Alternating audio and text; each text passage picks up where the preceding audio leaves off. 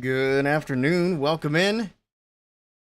Welcome in, Sir Jet. Welcome in, Gab. Good to see you guys. All right, we're about to get started here. We got the clean feed set up and everything. We're ready to roll.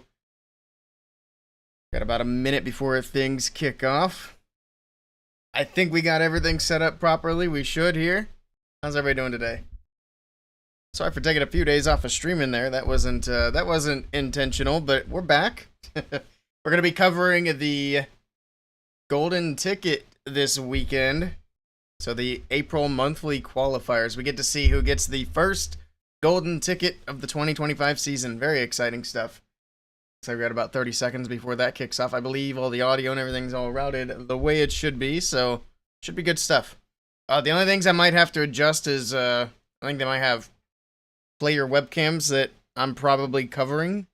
So if it's possible, I'll try to get those in the mix, but we'll see how that goes. I'm also going to try to stay on top of predictions, but I don't know exactly what matches are coming up when. I think they said we're only watching 4 matches today. I'm not sure if that's accurate or not, but I guess we'll see. Also, if you guys want to pull up the official stream on the Clash of Clans website, you guys can get rewards as well. So something else to keep in mind. Nice little introduction here. Lots of clips from the previous World Championships. Is it all I don't think it's all last year now. Some of this was the years before as well. Very cool stuff. The stage does look really nice in person. Hopefully I'll get to go see it again this year. We'll see. Who am I cutting off? Oh, I'm cutting off Mr. Bash.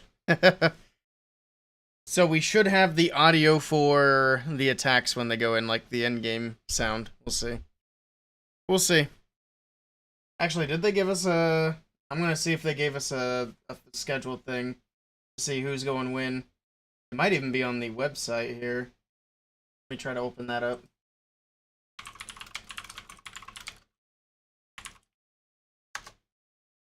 Let's see.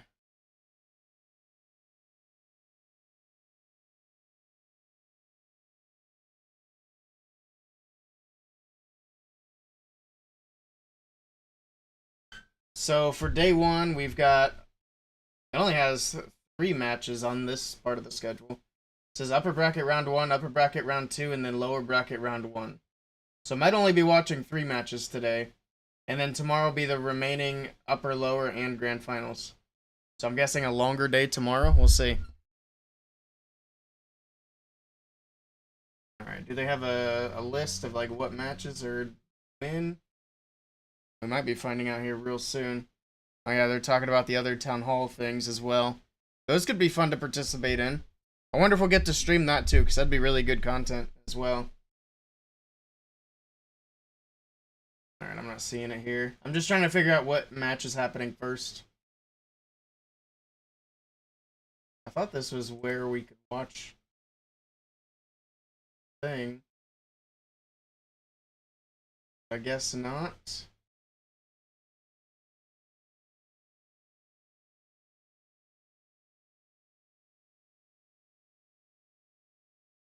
I think this is it here. So it's going to be Dizzy versus Alex Seed. Only Exceed. Okay. So that'll be the first match. So let me get predictions up.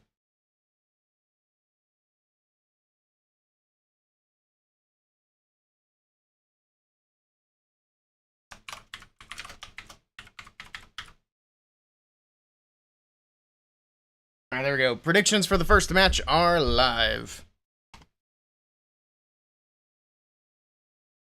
Yeah, you guys like the picture? I kind of threw all that together yesterday. They gave us some stuff to make, basically to use for this tournament weekend. Looks like they got a little timer down there. It says we have 7 minutes until the first match. Going through all the roadmap stuff. Alright, let me see if I can shrink down my overlay real quick.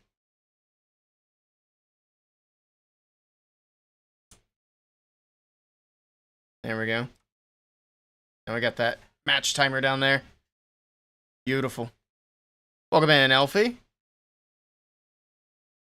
Oh, right. Yeah, we're back. We made it back. There we go. So yeah, we the reason that Only Exceed and another team are in here is because there were some bans that happened. So a couple of teams were eliminated, unfortunately. It was, I think it was Elevate and HTM. HTM, unfortunately, sad to see them get kicked out. So I was really hoping they would have a good weekend and potentially get that golden ticket this weekend, but I guess they're gonna have to try again next month.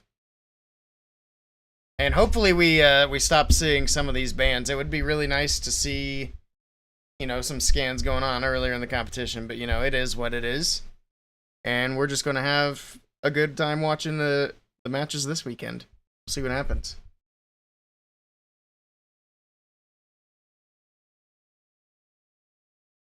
Time to do predictions on your Town Hall 1 account so you can finally get your clan castle. There you go. Yeah, don't forget your predictions over on the official Clash website. If you guys need the link, let me know. I'll drop it in the chat. For the one, I'm going to go with Only Exceed for the first match. And then after that, it's going to be Dizzy Group versus Na'Vi, it looks like. I'm going to hold on to that prediction so I don't forget what the second match is going to be. Hopefully these are actually in order of the, what match we're watching. Otherwise, I just kind of messed up the predictions. Oh well.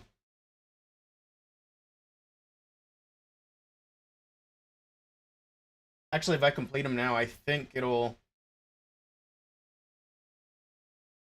Let's see. I'll go Vatic.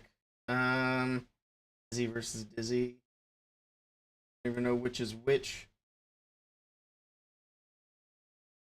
Alright, I made my predictions there.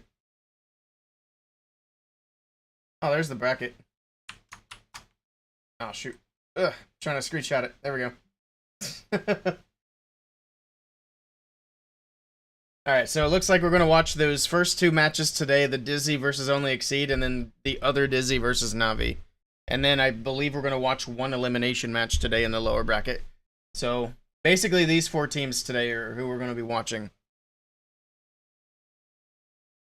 I believe. I don't actually know.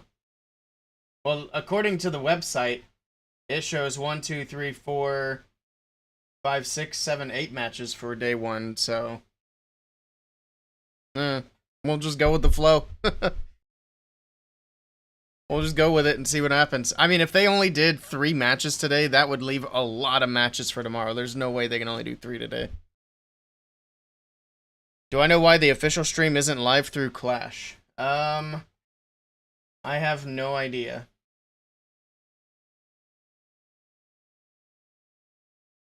It says next event soon. Yeah, I don't know why it's not live on the website yet. I'd imagine it will be soon. Maybe they're waiting for the first match to actually start. It's hard to say. What are we looking at, or what are we looking like on the predictions for the first match? Oh, we're 100% on Dizzy right now. Yeah, I can't offer magic items or anything in game, but you guys can get some channel points through these predictions. Or if you're Sir Jet, you can lose some channel points.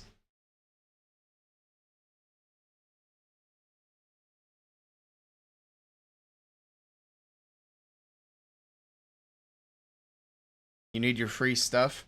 Well, I think the main thing you need to do, I'm pretty sure you get free stuff from watching, but you also get stuff for doing the predictions on there. I don't know if it's, I really don't know how it all works. I'm going to be honest. I should probably look into it more so that I have the answers to help out. Got a little under 3 minutes before first match.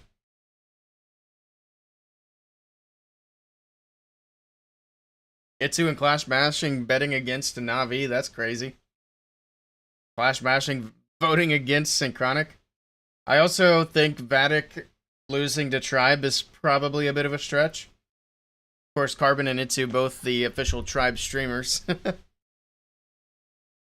I think Vatic's going to have a really good weekend. If I had to pick a team from everybody who's here to win it all, I think Vatic probably has the highest chance. But you never know what'll happen in these matches. A 3-stream streak, what happened, Elfie? Oh no, you missed one. We were getting that stream streak broken up. Or not broken up, built up.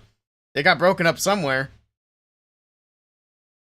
You watched last year, they do trivia during it? I see. I'll have to, I have it up on a tab on my other monitor, so I'll have to keep an eye on it to get my own free stuff. If I see anything pop up, I'll let you guys know. But yeah, I don't even see it live on the website either at the moment. So, it's hard to say. I'm pretty sure the live stream on the website's just an embed for Twitch, isn't it? Pretty sure that's how they do that. Twitch or YouTube. It might actually be YouTube. Either way, it's an embed on the website. So, whatever they gotta do to get that fixed. Does anybody want to put more points in? We need something on only exceed. If anybody wants to make that bold decision. Let me fix my overlay just a smidge here. I don't know that we're going to leave it cut like that.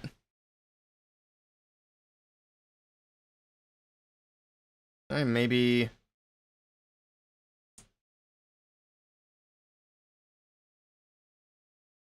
That's better. Nah, not really. That's fine. Whatever. The event site should already be up. Don't know why it's not. Yeah. There's some sort of issue in the background. Also, this is the Dizzy group that we're... Or the Dizzy team that we're about to watch, taking on Only Exceed. Oh, they just raised the timer. Now we have 8 minutes before the match starts? Oh, no. That just means we get more time to chat. Panamask. Why'd he change his name to Panamask? Oh, man. I don't know where Mask is at, but it's nighttime, it looks like. Looks like he's sitting outside and it's dark out. Where's Mask from? Does anybody know?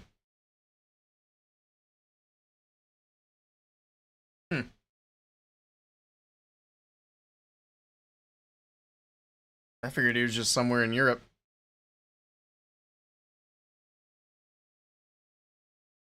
Season premiere, what's this? Oh, we can hear them.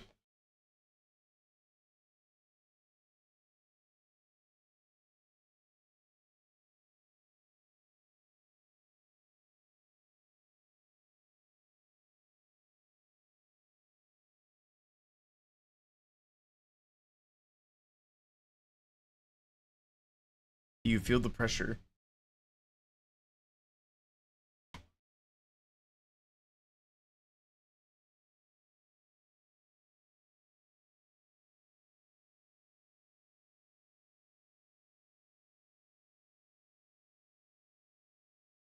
No pressure, huh? That's a bold statement. I wasn't expecting to be able to hear Mask talk. I think that's the first time I've ever heard Mask talk. Alright. Is it still not live on the website? Refresh. Nope, still nothing. I'll keep an eye on it as well. And if anybody else notices it go live, feel free to let everybody know. Alright, we got about 5 minutes left on the predictions. And we have another 6 minutes to wait for the first match. I think they might be trying to get whatever's wrong with the website fixed before they let the first match go live. Just my webcam too. I don't know why I'm so off center.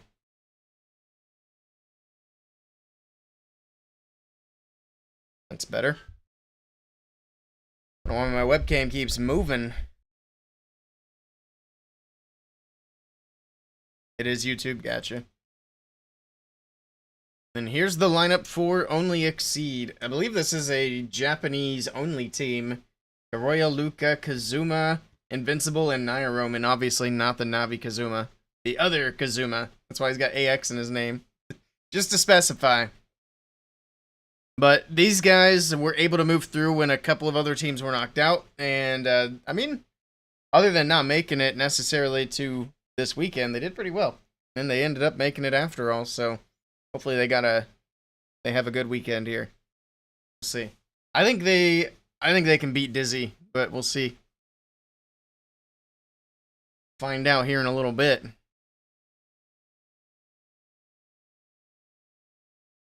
Stop my recording since we have extra time now. You know, Invincible, Nyrome, and Kazuma. Horoya's been around a lot as well. I'm not very familiar with Luca. Trying to think of what other team Horoya was on that was a big team. I'm blanking on the team name right now. But I know Horoya was on another big team.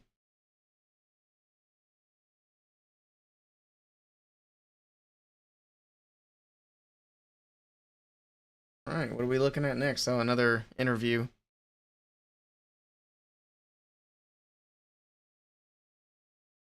How's the sound, by the way, for the interview?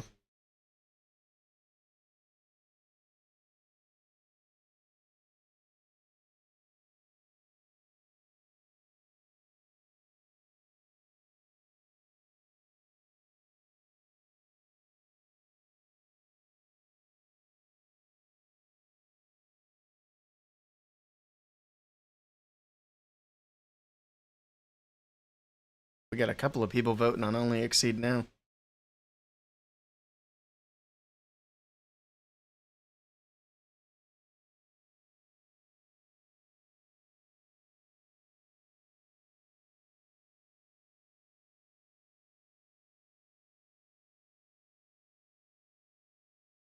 Also, for those who don't know, the reason their team name is Only Exceed is because it's a partnership between I'll Exceed and Only Lalo.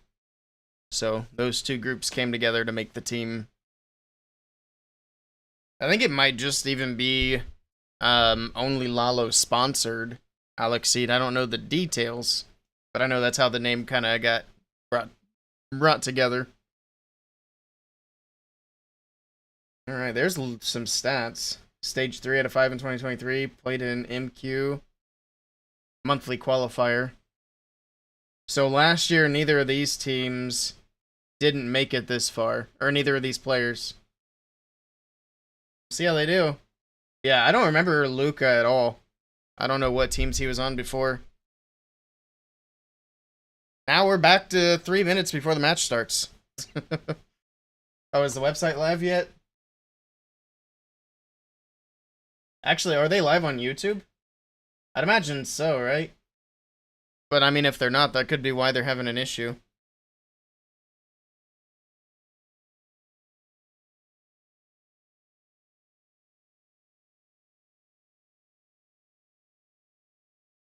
Alright.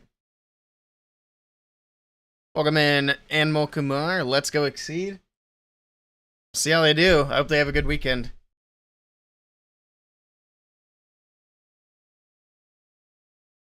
I really like the Hog Rider hammers that Woody has. Especially that golden one. I need a Hog Rider hammer. I don't remember... Oh yeah, he was. I was gonna say, I wasn't sure if Woody was at Worlds last year, but he was there. I remember meeting him now. I talked to him very briefly. Welcome back, Rhonda? Or welcome in, I should say. No notifications. Don't blame me. I don't know why you didn't get a notification. You could set up the Discord notifications if you want. Because I got a bot in there that tags everybody when I go live. Am I live on Twitch? Yes, we are live on Twitch, YouTube, and Kick. Lame Strake, I think that's fair. I still haven't merged my Kick chat onto the overlay yet. I still need to do that. we don't get a lot of chatters on Kick, but there have been a few. There have been a few. Alright, we got a minute now before the match kicks off. I think predictions have closed now. Yeah, they have closed. We're 92% on Dizzy and 8% on Exceed. Did Sir Jet put any points in? I don't think he did. Nope, he did not.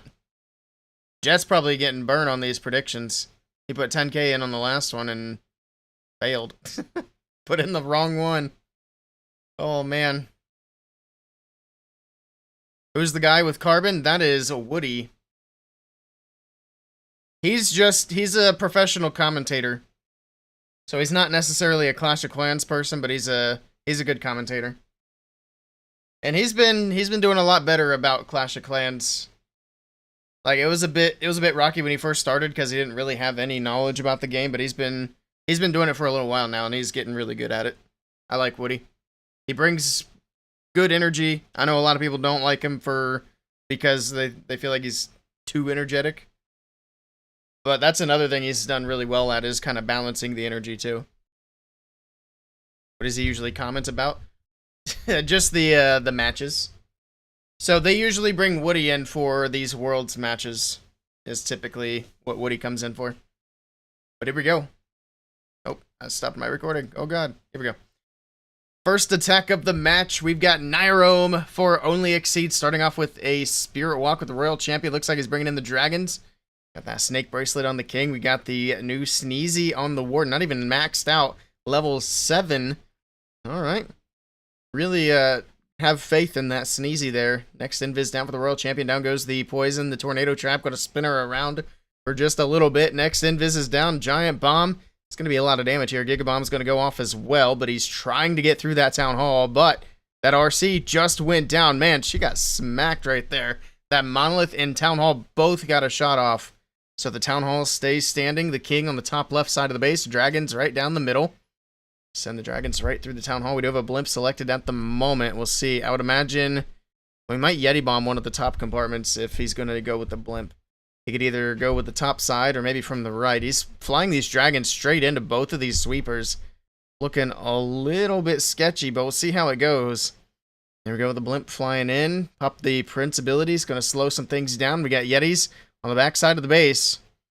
Trying to get that Monolith out of the way. Get that damage off of these Dragons as they make their way through. We still have a sweeper on the right side, but luckily these Dragons finally getting away from it, but they are all low. Yetis are wrapped up. They were able to get the Monolith down in a few other buildings, but this one's fizzling out. Not looking like it's going to be a 3-star for Only Exceed to start it off. It's going to be a low percentage defense here for Dizzy in the first attack of the match. Nice try to Nyrome, but this one is not going to get it done. Good try. Hello, Anish. Welcome in. Dizzy team looks pretty strong. They do. I don't think he's going to get 80, though, so it's going to be a lower percentage. Also, we do have the... I'm going to move my overlay up. Because I think the player cam was there. I'll have to try to adjust it more. But that way we could see the player cam as well.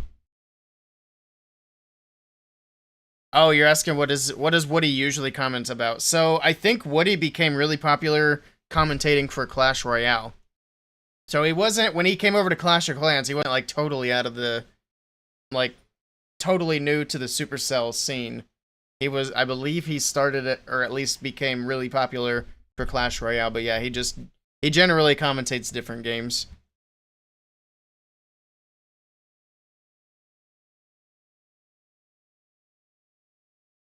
But aside from Clash Royale, I'm not sure what else he commentates. Here we go. Not wasting any time. Next attack is in. We've got Hawk for Dizzy to kick it off. Also bringing in the Dragons. Going to be a popular strategy today along with the Root Riders. Oh man, the game sound just got super loud. Let's turn that way down. Alright, there we go. I don't know if it's quite loud enough now, but I'd rather have it be not loud enough. But here we go. We got Hawk moving in with the Royal Champion. Throwing the Rocket Spear, down goes the Fire Spitter, making her way through the Multi-Inferno Tower. He was able to get the Town Hall down nice and early, so he doesn't have to worry about that later on. Alright. Gear Tower. Going to go down in the core of the base. RC, she's going to lose her Fox to that Gigabomb, but that's okay. Still has 5 more Invis. He's going for a big RC charge anyway. But more traps are going off. The RC still taking a lot of damage here. As she makes her way through the core of the base, making her way to the back end. Monolith makes the Inferno invisible. It should go down to the boots. There we go. Alright, she'll get the Monolith out of the way. That's got to be the last invis. Nice value for the Royal Champion. Now let's see what's next for the Dragons. He does have the Siege Barracks selected. So something we've been seeing a lot here lately is where they send the Dragons on one side of the base and the Siege Barracks with the Barbarian King on the other side of the base. We'll see if that's going to be the case here. As we got the Siege Barracks and the King making their way in. It's going to be a little bit different than what we're usually seeing, because we're actually sending the King and the Siege Barracks on the same side of the base here. But here we go. The Dragons are making their way in. Inferno Dragon at the top side making the funnel.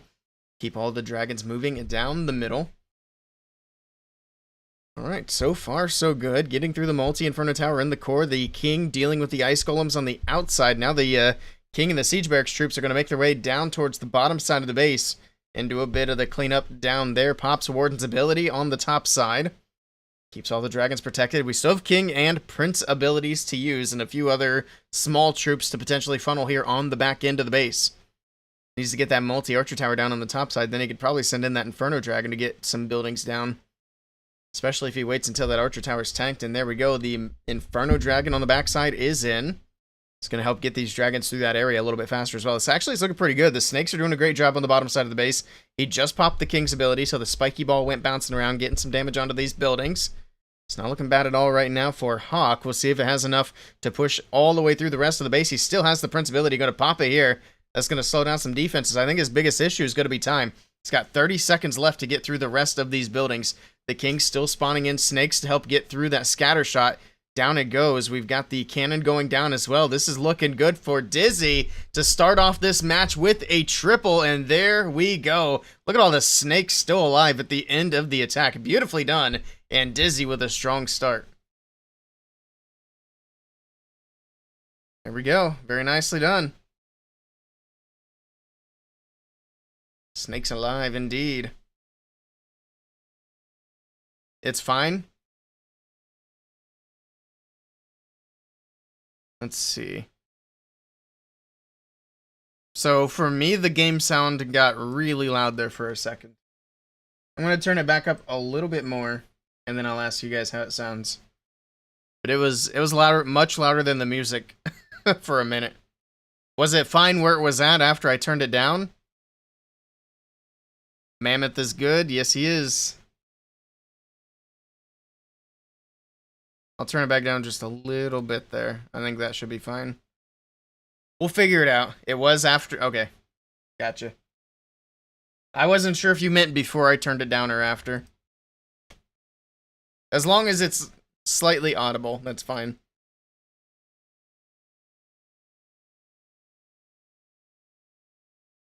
I have that same shirt that Carbon's wearing. I was actually wearing it yesterday. I should have wore it today. I don't know why I did that. I should have wore this shirt yesterday instead. I gotta get my Clash of Clans gear on for these matches. Alright, here we go. Next attack is in. So, Only Exceed had a bit of a rough start here. We'll see if they can turn things around. It's gonna be a Root Rider attack. I told you, Dragons and Root Riders are gonna be what we see. Probably 98% of the attacks are gonna be one of those two armies.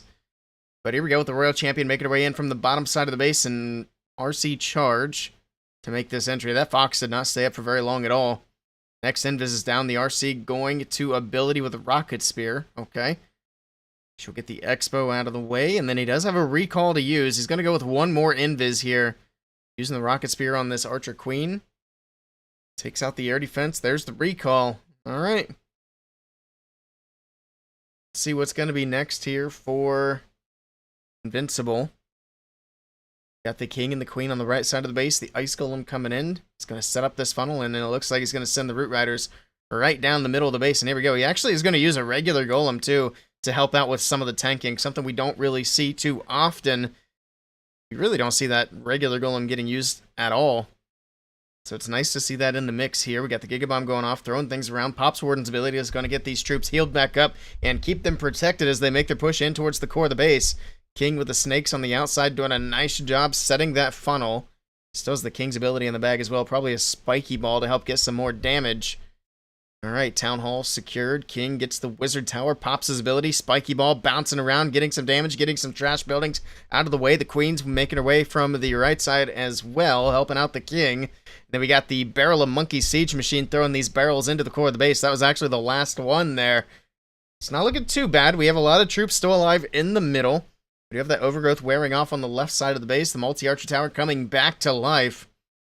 Expo going to be getting a lot of damage in, and that fire spitter. It's going to be rough to try to push through this middle. It's going to be a lot of damage here. He's still making his way through. I think he's all out of root riders at this point, though, which is going to make things difficult. He's not happy about the way this attack is shaping up. The king and queen still going across the top side. Just under a minute left in this one, but all these troops in the core of the base have gone down. They weren't able to get through these walls anymore as the Root Riders went down, and that made things incredibly difficult, and this one is going to fall short yet again, but at least he can be happy about the percentage here, because the percentage on this attack is much better than the percentage on the previous attack, and there's still a lot of attacks in this war, so they gotta be happy about the small victories when they can get them. 90% and higher is going to be what they are looking to do. Nicely done.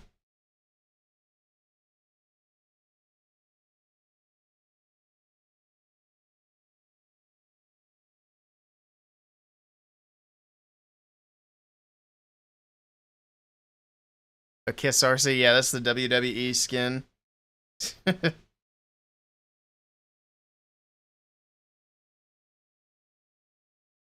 Wild turkey just walked across your yard in front of your window. Nice.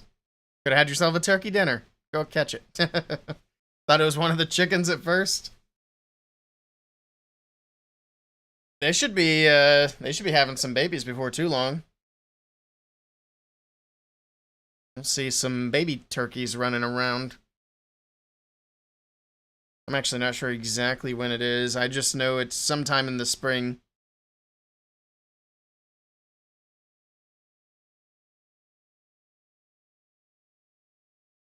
Do I speak Spanish as well? I do not speak Spanish. I know, like, maybe 10 words in Spanish. I should learn it. I took Spanish in high school, but none of it really stuck. Baby turkeys are so cute, yeah. And then they get big, and then they get less cute. Alright, next attack is in. Dizzy are in a good position here. We'll see if Darkstar can keep the momentum going. Alright, he's also bringing in the Root Riders. We got the new equipment on the Queen. He actually has Sneezy on the Queen, which is interesting. But first of all, we're going to start with the Spirit Walk. Royal Champion making her way in towards the Scatter Shot. Take down the Expo, start stepping up towards 12, and then getting the Scatter out of the way. And I'd imagine he wants her to go to the right and potentially get the Fire Spitter as well. No, he's going to go with the Recall, never mind. Alright, here we go. That sets up a nice funnel there. He's got direct pathing straight through the Town Hall, and he actually can avoid the Fire Spitters from this approach as well. Get the Root Riders moving in, Valkyrie's moving in, the Ice Golem freezing things up for just a little bit. Queen's in the mix with her Sneezy. Alright, and here we go. Is he going to funnel on the right? Yes, he is. There we go, the Barbarian King. So the King's going to help funnel that outside, take down these outer defenses so the Root Riders only have one direction to go. He actually overgrowth on the Town Hall, which I'm really surprised because he had nice pathing up through the middle of the base, especially to take out that Fire Spitter. But instead, he's going to cover it up with the overgrowth, so we'll see how that works out here for him. Oh, the overgrowth already wore off. He must have dropped it in earlier, and I just didn't notice, but there we go. I guess that gives him some time with the Town Hall not getting any shots in. However, it did also push the troops away from the Town Hall for a moment. Luckily, the Queen's there. She's going to grab it. She'll grab the other Fire Spitter as well. He dropped in another overgrowth towards the core of the base. It's going to cover up the Gear Tower, the Inferno Towers, and a few other smaller defenses there in the middle of the base. Alright, it's going to give these troops some time to move around, get some of these outer defenses taken care of. The big one going to be that Monolith. Need to get that out of the way as soon as possible. That Skelly spell doing a great job distracting. Diggy stuns. Down it goes. Now the overgrowth in the core wears off. Down goes the Gear Tower. This one's looking pretty good as well for Darkstar. Still have the King walking around the top side of the base. Yeti's going to move in. That's going to help out quite a bit as well. Looks like we still have a Sneezy in the core. Looks like the Queen's actually still alive. This is crushed. What an attack here from Darkstar. Very nicely done. And Dizzy with another triple on the board. They're going to be putting the pressure on to only exceed. Very nicely done from Darkstar. And back-to-back triples from Dizzy. They're starting off fast in this match. Sheesh. Hello, Sir Sean. Welcome in. Who's leading? Dizzy at the moment. They have 2 triples and 2 defenses. Good luck, all teams, especially Tribe. Nice. Yeah, earlier I was saying I kind of predict Vatic will get the first golden ticket, but if they don't, I think my second choice, I'd like to see Tribe get it. Because usually, last year, Tribe had some troubles. They got the very last one.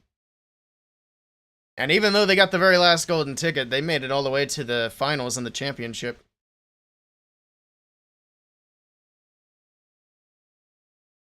Hard mode triples is nice, yes. It's good to see.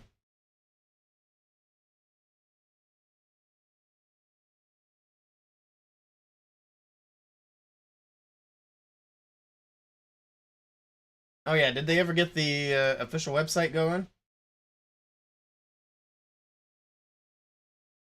It's still not live. Huh. Guess they had some issues there. But here we go. Luca with the next attack. They have to start tripling here. He's coming in with the Root Riders. We'll see if he can get it done for his team. Anything less than a triple here, and they're going to be looking in... They're going to be in a pretty rough spot. Got the cannon going down. Next, invis for the RC. The boots will finish off the Expos. The RC continues up. It's a baited spot, though. You can tell by all the giant bombs here trying to take down that Fox. The RC moving into the core. Next invis is perfect. That Fox barely hanging on by a thread at the moment. Drops in another invis. And I think he's going to try to use the recall to keep that Fox alive. Or is he? Let's see. Nope, Fox is dead. Recall pulls the... He should have pulled the Royal Champion out just a little bit earlier. If he'd kept that Fox alive, I think that would have helped out a little bit. He didn't really get any extra value by waiting. But we'll see what happens here. We got Ice Golems. We got the Furnace on defense. We can see the little Fire Mites going through. He still didn't drop the poison on the CC. I guess he didn't expect the Furnace on defense there. Alright, so he's going to have to deal with some Fire Mites for just a little bit. Got the Siege Barracks and the King on the left side as the Root Riders continue to try to push their way in from 12 o'clock. Alright. King with the snakes doing a nice job. P.E.K.K.A. Oh, he's got the Queen over there too to help set that funnel. He's going to rage in towards the middle of the base. He's still hanging on to all of his hero's abilities, including the Warden. There's the Warden. It's going to keep everything protected, moving into the Town Hall compartment. Trying to get through the cannon on the left side. Town Hall is going to go down. We got the Overgrowth on the back side of the base, covering up the Inferno, the Expo, and the Scattershot over there. It's also going to push everything to that Fire Spitter because we got to get that out of the way as quickly as possible. We still have some Root Riders in the mix. The Royal Champion's about to go to ability. There it is. Rocket Spear goes off. Actually, the RC might go down here. She was lucky to stay alive right there. Alright, she's going to pick up some healer, so she's still just barely hanging in, but I think the RC is going to be cooked. There she goes. Yeah, Root Riders now, they actually pushed their way all the way to the bottom side of the base, which is a little bit awkward. They're going to move back up towards the Scattershot, but we still have a Tesla farm and a Ricochet cannon here on the back end of the base, so this one is looking a little bit sketchy. We do still have the Queen's ability to use. That's going to be incredibly important. He's going to go ahead and pop that ability here. Get that giant in the mix. We got the cloned Queens in the mix. Get through the cannon, but again, that Tesla farm on the back end with the Prince, that's going to be tough. I don't think he's got quite enough to get this done. A couple of super barbs from the left side to take out the multi-Inferno tower. It will go down. Giant trying to beat its way through the wall, but the Queen dies out, and this one is going to be a defense yet again for Dizzy, and only Exceed are not looking good in this match. Nice try, though, to Luca.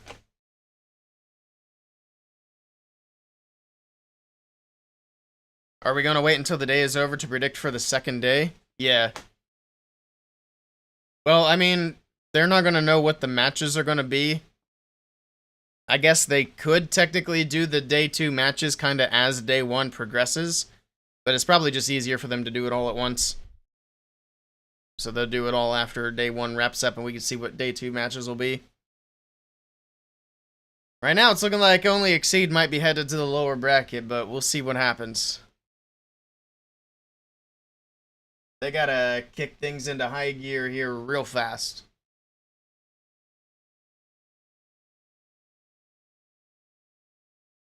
Only Exceed have what, 2 attacks left? They have to triple out. And they gotta get more defenses too. Dizzy have already tripled twice, so only Exceed actually need a big defense because they're gonna be down on percentage too. So Dizzy they gotta be happy with where they're at right now.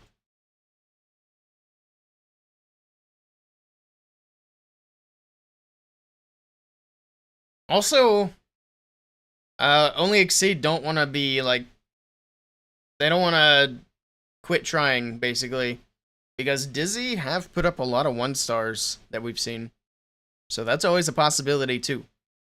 But here we go. We're going to start off. Max is in, or Mask, not Max. Mask in with the Fireball. It's actually a great, quick Fireball there. Gets really good value to kick off this attack, and it's going to be Super Witches. I was really not expecting to see Super Witch attacks today, so we'll see how it goes. But a very nice opener there with the Grand Warden. Gets the Fireball to take out a bunch of those buildings. Sets up a beautiful funnel. Now we got the witches coming in. More healers directly on the super witches. Spawn in the big boys, and here we go. We'll see how the super witches can do. We're going to need to funnel that bottom side. He doesn't really need to do much to funnel the bottom side of the base. Just got a few camps down there and a couple of mortars, and there we go with the siege barracks. It's going to help get this funnel going. Wall breaks making their way into the base. So we're going to drop in the Skelly spell to help distract the gear tower, because it can do a lot of damage if left unchecked. Got some ice golems on defense making their way out as well. Looks like a furnace in the core. We'll see if he poisons the furnace or not. He's going to drop that jump leading into the middle of the base. Fire Mite's still bouncing through. Actually, did he even bring a poison? Yeah, he did. He's not going to drop it, though. He's just going to kind of let the clan castle do its thing. Okay.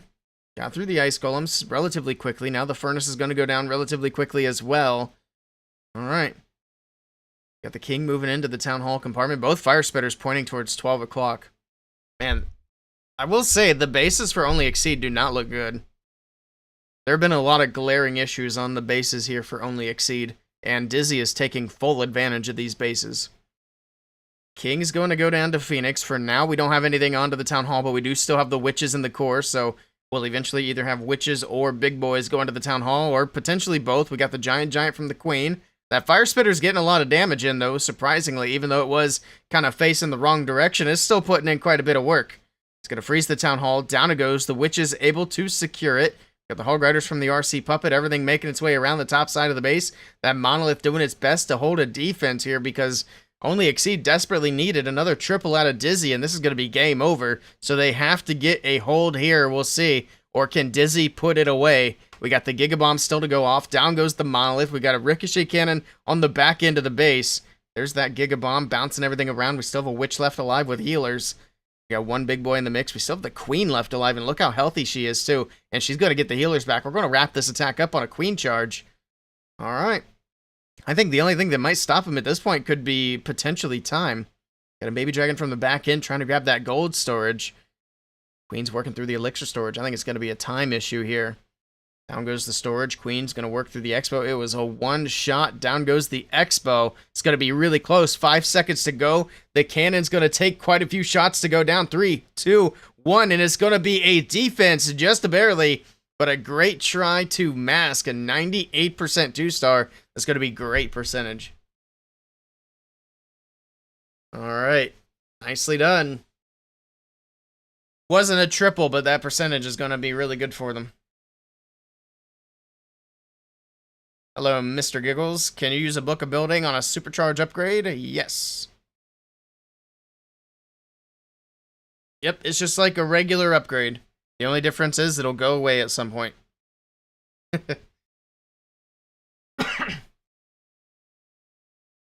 Now, I wouldn't suggest using a book of building on your supercharge unless it's like one of your last things to do. Because like I said, it's a temporary upgrade. So it will go away.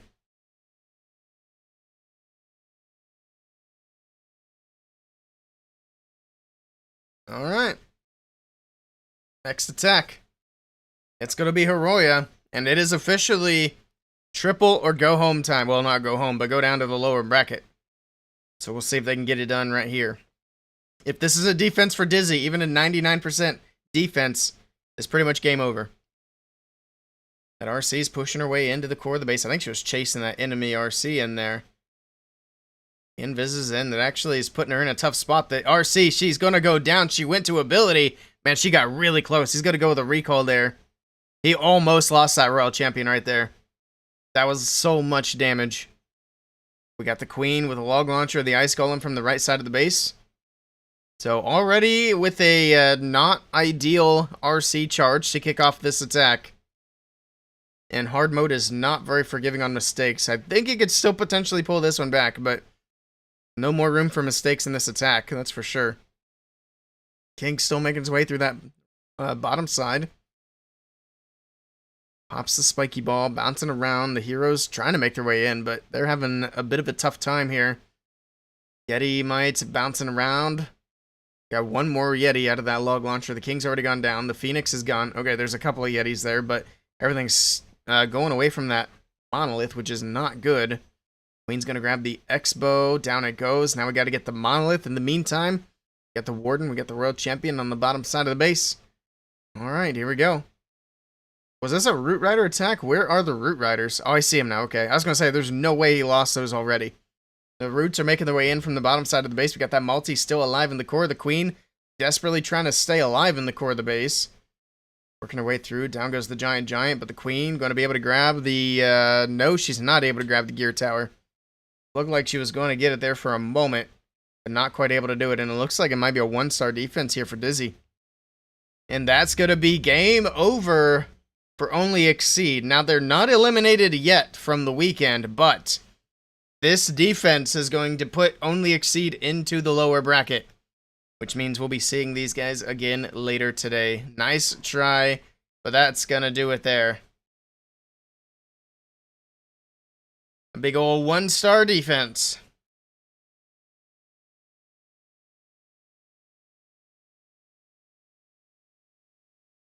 He knew he had to take the risk there, though, because it was triple or nothing at that point. So Dizzy will be moving on. I think there's another Dizzy team in the next match as well, if I'm not mistaken. I think it's going to be Dizzy Group versus Na'Vi. Alright, Sente with the next attack. Let's see what he does here. He's going to go with a rocket balloon attack. These guys they pretty much already won the match, so they can just kind of basically get some practice hits in at this point. A flame flinger from the left. Rocket balloons, Grand Warden.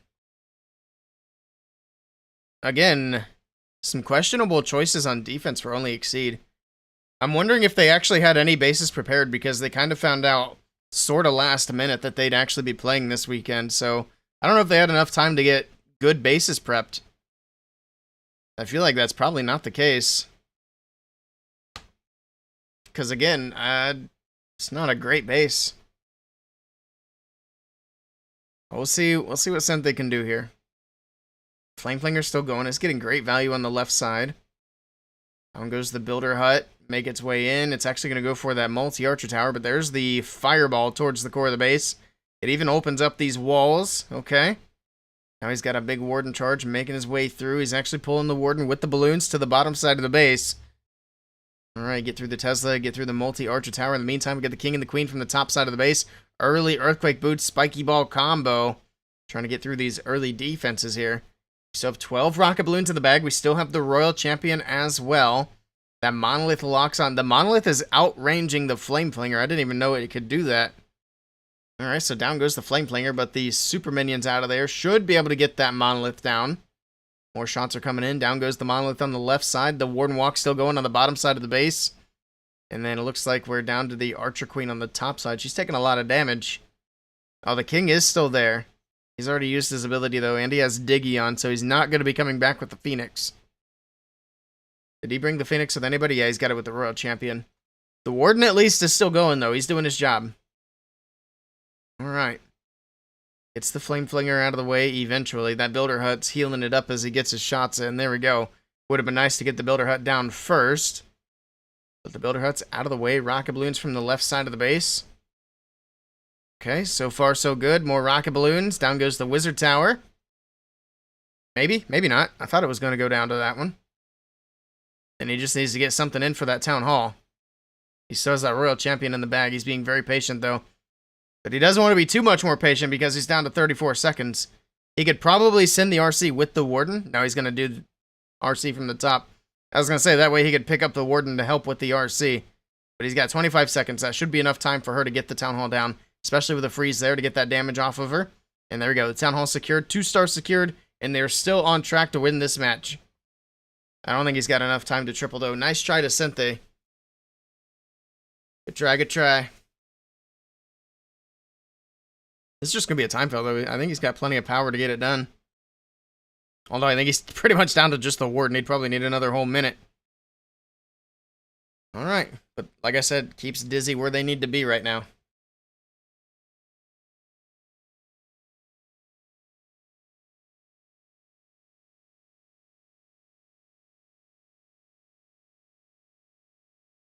Only Exceed have one more attack, so their last attack should be coming up.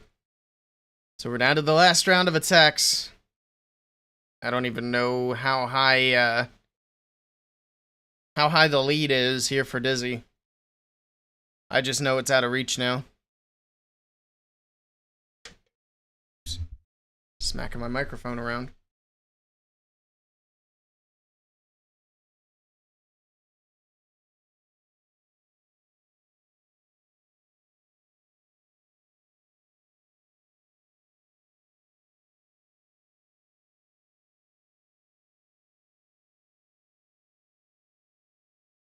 Okay, so for day one schedule on the website, it says 8 matches today.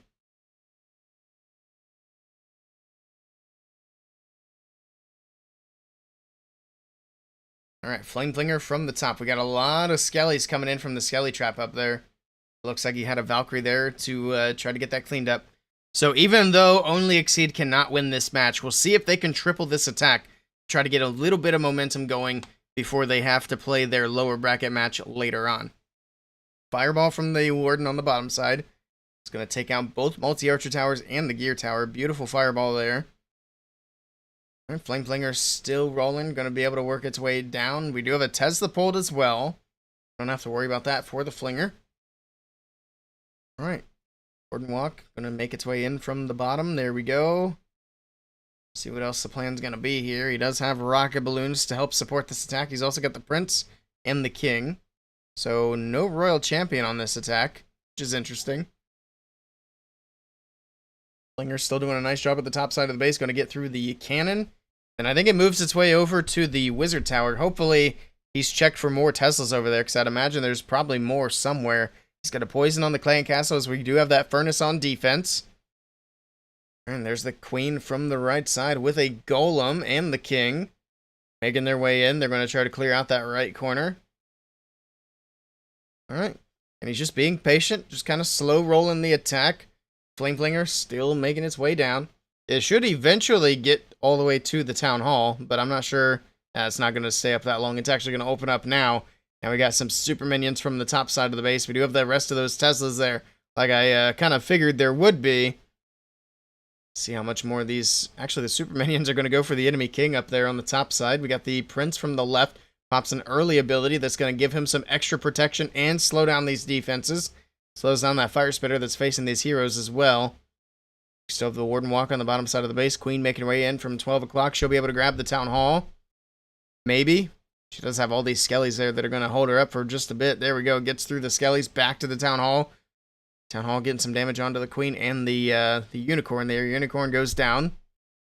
And down goes the Town Hall. So he's got the 2-star secured. It's not looking too bad. He still has a couple of invis to use. I think he's got this. It's looking strong here for Kazuma. And it is going to be a triple for Only Exceed. Now, like I said, too little too late for this match. But hopefully this gives them a bit of confidence back before they have to go in to their next match, which will be a little bit later on today. But nicely done to Kazuma.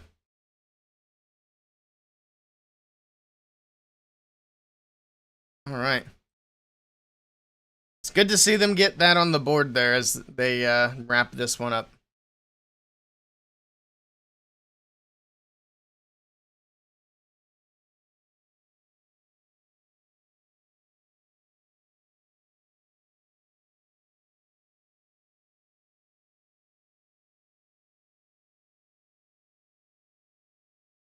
We can probably pay out the prediction points too. Let's do that. Izzy take the win. And we will start the next prediction, because the next match is going to be Dizzy Group versus Na'Vi. And then we do have Fluxy in with the last attack. Just kind of watch that. I'm not going to necessarily commentate this one. The match is over, and it's a Root Rider attack. My prediction button. Here we go.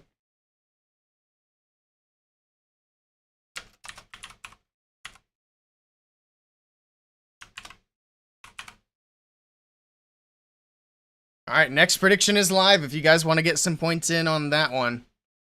See how Fluxy's doing. It looks like he's wrapped up his Royal Champion charge. We got the Root Riders making their way in. Got healers, balloons. Alright. Barrel of monkeys. Is he going to set the funnel on the bottom side? Looks like he is. Super Barbs making their way in. We got the Ice Golem there to do a little bit of tanking. Ricochet Cannon sniped the one, but it was able to get that funnel established at least a little bit. Everything's still trying to make its way in. Need the walls opened up so the King and the Valks don't go to the outside. Oh, wait, he's putting the King on the outside. Never mind. I thought the King was already in on the top side for some reason. But the King's going to go on the outside on purpose to set the funnel, but looks like he's going to lose his Valkyries to the outside anyway. But everything else making its way into the Town Hall compartment. I'll be able to take that down. We're going to use the Overgrowth on the Monolith there and the Inferno Tower. Alright. King's going to wrap around the bottom side of the base. We still have a bunch of snakes down here as well. The Royal Champion on that bottom side too. Root Riders on the left side getting a bit stalled up, but finally making their way in. Actually, are there even any Root Riders still in the mix there?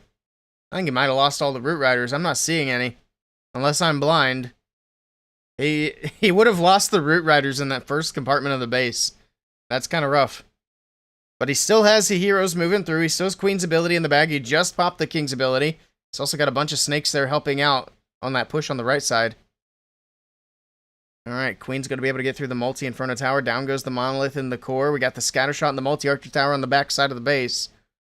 That Giant doing a great job tanking for the Queen as she makes her way into the back side. Alright, down goes one of the Sneezy's boogers. We actually have 2 multi-Archer Towers plus the enemy Queen. I think this one's going to fizzle out. Nice try to Fluxy, but this one's not going to be enough to get it done. Good try, good try. So just the 2 triples for Dizzy. They came out with the first 2 3-stars, and then that was all they needed. I think only Exceed... They only got, what, 1 triple in the match, and that was their last attack? They had a bit of a struggle today, and then, of course, the 1-star, which really sealed the deal here. So GG's to Dizzy. They will be moving on to the next match. Actually, are they going to play again today? Looks like they might, yes. Yeah, it looks like we're going to play 2 rounds of the upper bracket today. And then 2 rounds of lower bracket. Or, I'm sorry, 1 round of lower bracket. 2 matches.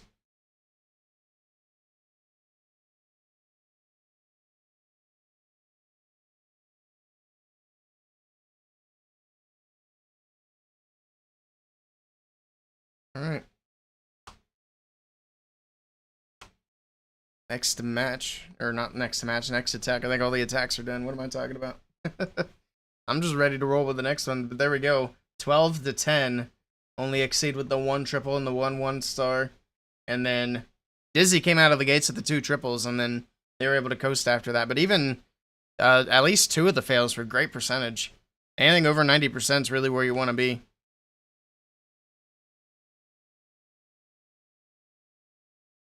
So we'll see only Exceed again late. Well, we'll see both these teams again later on today. Alright. How long do we have on predictions? We still have 11 minutes on predictions. I'll probably have to end it early. So get your points in now while you can. I'll make sure the predictions end before the first attack. And the next up we have the other Dizzy team. And Navi. We'll see how Navi do. I'm not sure exactly how strong Navi's been lately. We'll find out today. See if Navi can make it all the way. That would be another team I'd really like to see get a golden ticket nice and early. So Vatic, Tribe, and Navi I think are my 3 favorites. I'd also like to see Synchronic try to run it back as well. See if they get an opportunity to do that. I am surprised that Team Electros made it in. I need to check the stats, but I was thinking the Japanese Electros team was actually doing better. But I could be wrong. Someone went heavy on Dizzy Group. Who's that? Gab. That's a brave prediction. Got some faith in Dizzy, I guess. We'll see. You might win a bunch of points.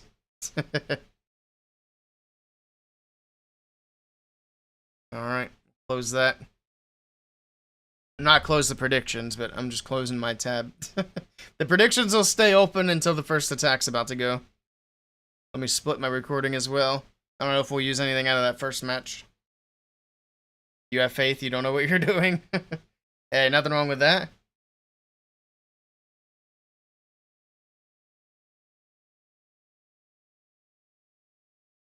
We're gonna break down a replay now.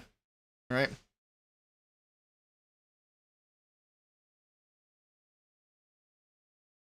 I like seeing the snake bracelet getting used.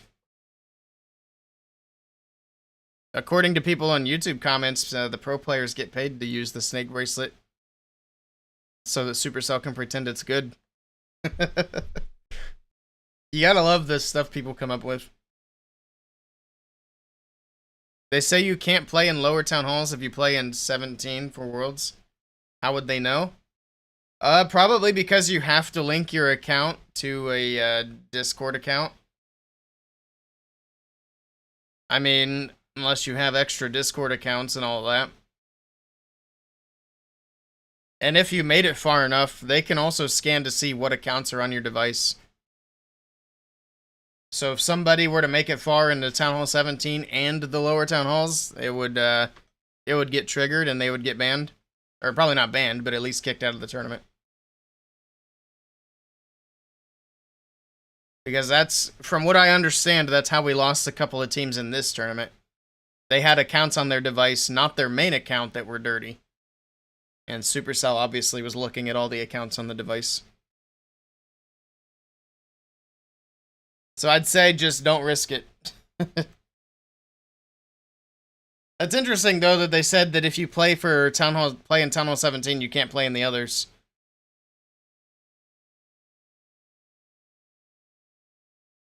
I didn't know that that was a rule. That's kind of weird. Did they say like how far you can make it, or like if you just play in the first round of ladder matches that you can't play in the lower town halls? Am I playing in the lower town halls? I don't know. Probably not. I'm going to try to stream it if we can. Alright, we'll get the recording back up. I think they're about to start.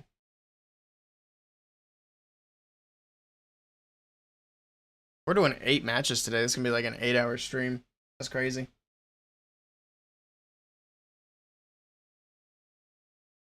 There's the lineup for Na'Vi. Unfortunately, I'm covering up stars, but I think everybody knows what he looks like at this point. Let's see. And then, actually, I'm curious what the lineup is for Dizzy Group.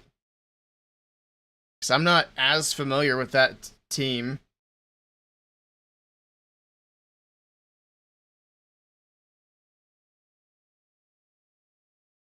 Alright, alright.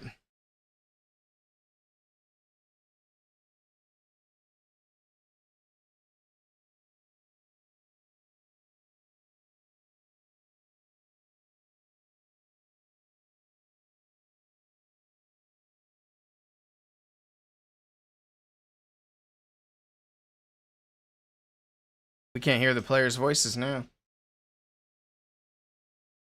They were playing earlier.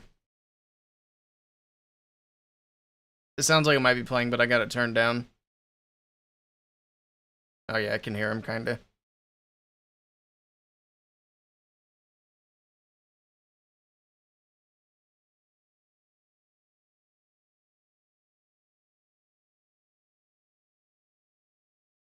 See if Na'Vi can do it. That'd be big for these guys if they can get the first golden ticket this year.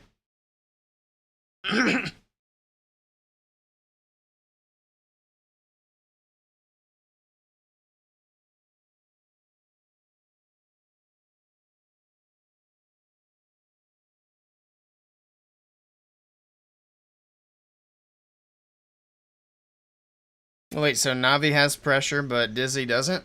That's crazy.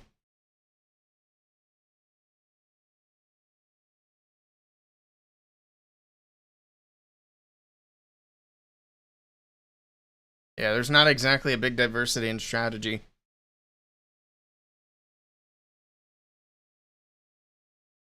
It's almost as if things haven't been balanced.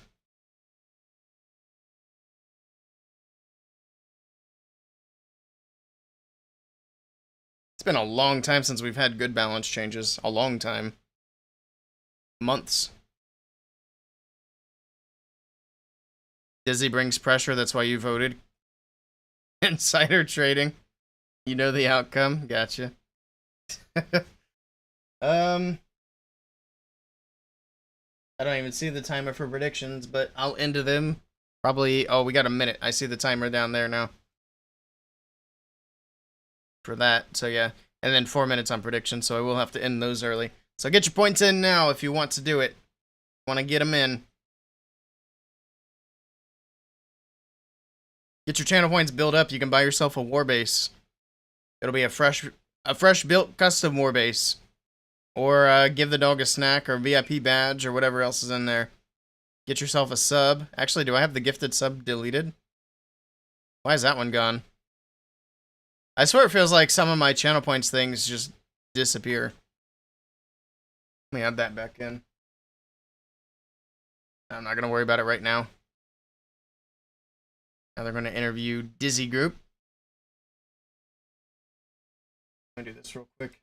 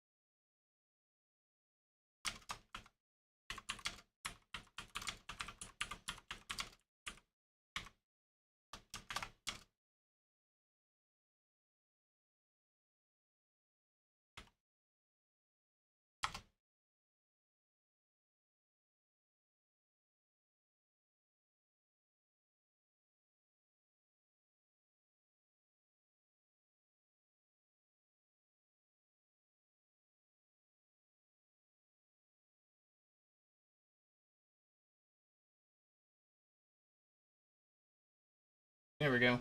Alright, it's back on now. I don't know why it was turned off. I had to remake it. Alright, I think they're about to attack too. Dizzy feels no pressure. Alright, we got the first attack coming in.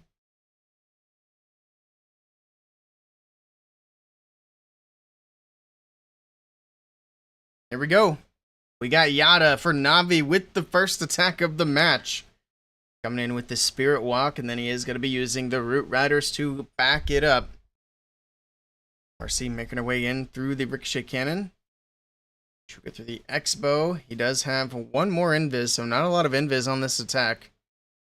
Fox will take over the RC. She's going to go to the left. Would have been nicer for her to go to the right.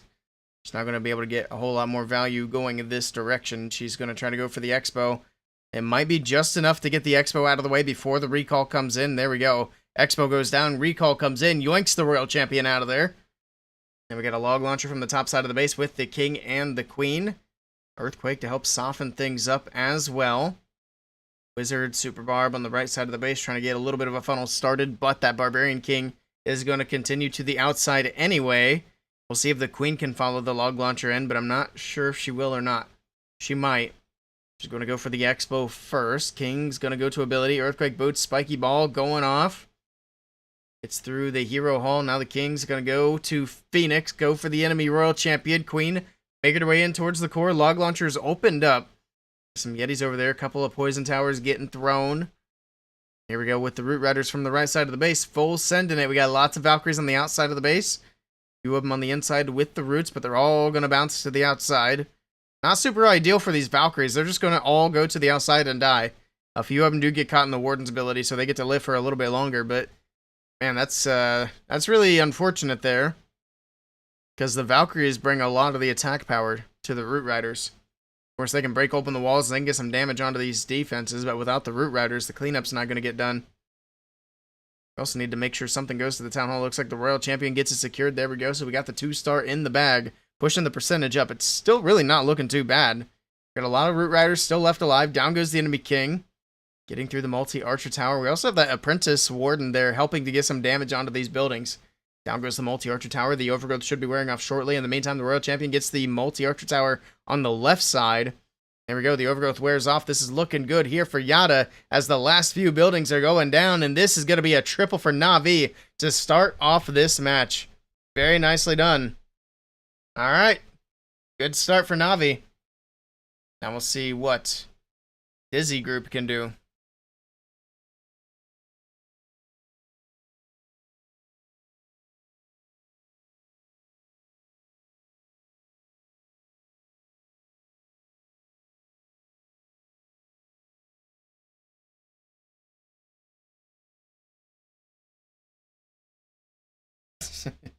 Yeah, I think Dizzy, I don't know what they're doing with their no pressure statements. I think they're trying to give off that they're super confident in these matches. Trying to play some head games. Because obviously there's pressure.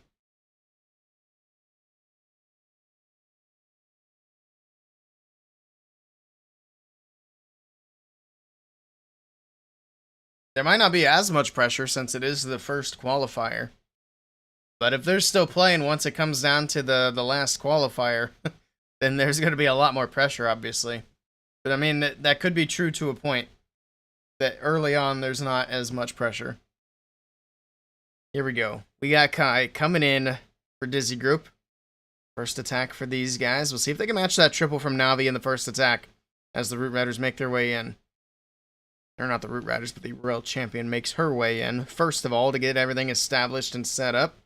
Go for the multi-inferno tower. Next invis is down. That is going to be the last invis. He's going to recall her or try to go for the monolith. He's going to go... Oh, that RC took a lot of damage there. He barely got her out of there. I'm not even sure if she went to ability or... I think she did, yeah. But at least she's not dead, so that's good. But man, she started to get cooked. Got a little bit greedy there. You got a building taken out on the top side of the base. I didn't even see what that was, but we got the king and the queen making their way in from the right side.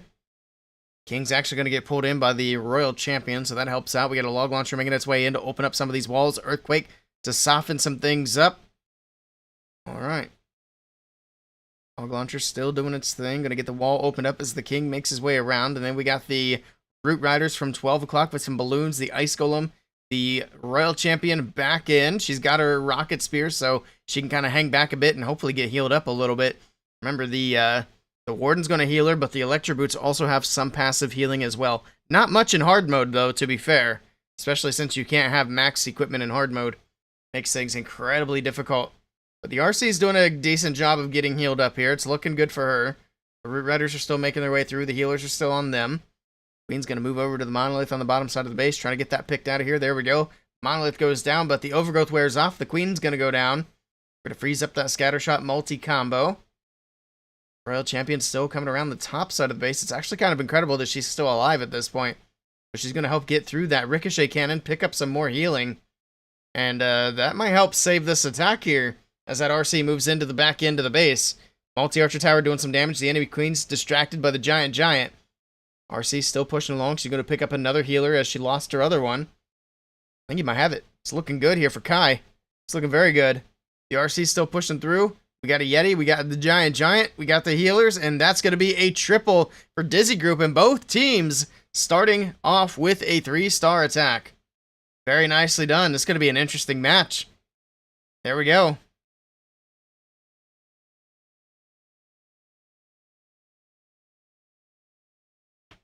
He's having his buddy hold his beer while he wrecks the base. Yep, there we go. Dizzy's on top right now. Well, they're not on top, but they did what they need to do. They're keeping up with Na'Vi.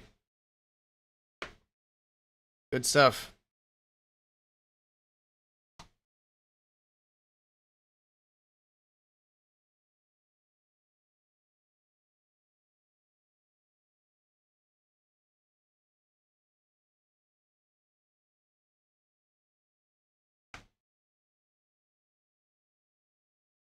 All right.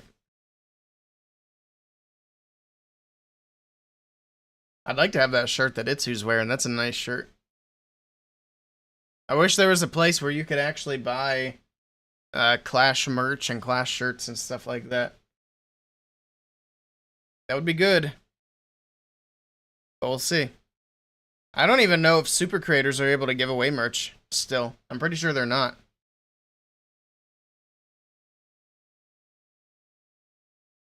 Alright. Next attack coming in. It's going to be Kazuma. We'll see if he can keep the ball rolling. Is that Kazuma with black hair? What the heck? Alright. Kazuma changing his appearance. We got dragons this time around. It's going to be a big Royal Champion charge, but look at the traps. A little bit of a rocky start there. Lots of giant bombs. Try to get some damage onto that fox. Next invis is in. The RC is actually going up towards the wizard tower. Kind of awkward there. We do have the angry jelly on the king as well at 12 o'clock. He's going down quickly, though.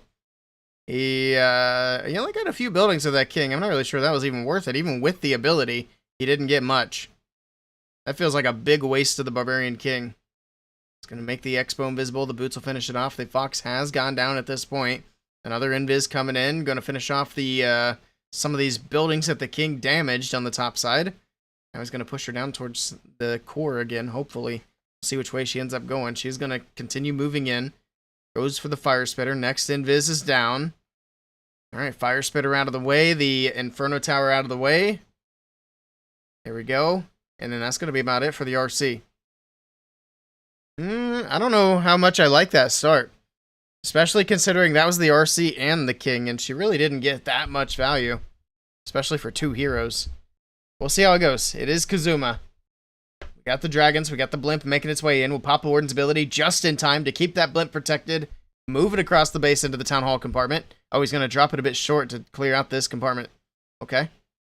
Going to be able to get the inferno tower, get the sweeper. Did he pop open that blimp on purpose? I'm not even 100% sure on that. That super dragon didn't even get much out of there. It's looking a little bit rough here for Kazuma. Down goes the fire spitter.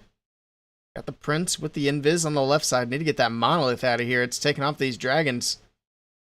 This might get a little sketchy. He's got to be worried about a 1-star at this point. Baby dragon on the top side. He's trying to use the rocket balloons to funnel the dragons in. He might 1-star this base. I think there's a really strong possibility at this point. So the dragons are dying out. The prince has gotten distracted by the enemy king. He's getting taken down by the enemy RC. And this is going to be a massive, massive defense for Dizzy Group, as Kazuma is going to put up a 1-star attack early on in this match. That is unfortunate.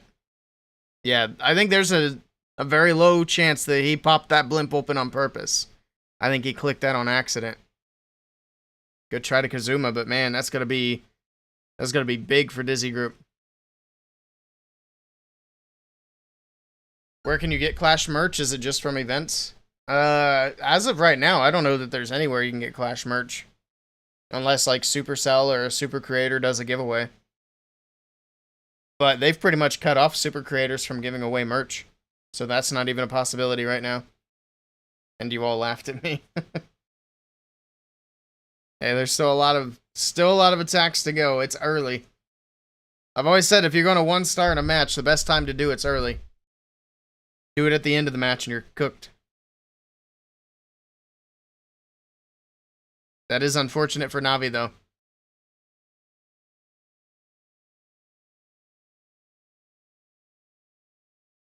Definitely some questionable choices in that attack. And some mistakes for sure. He definitely shouldn't have used the king like that. That king got no value.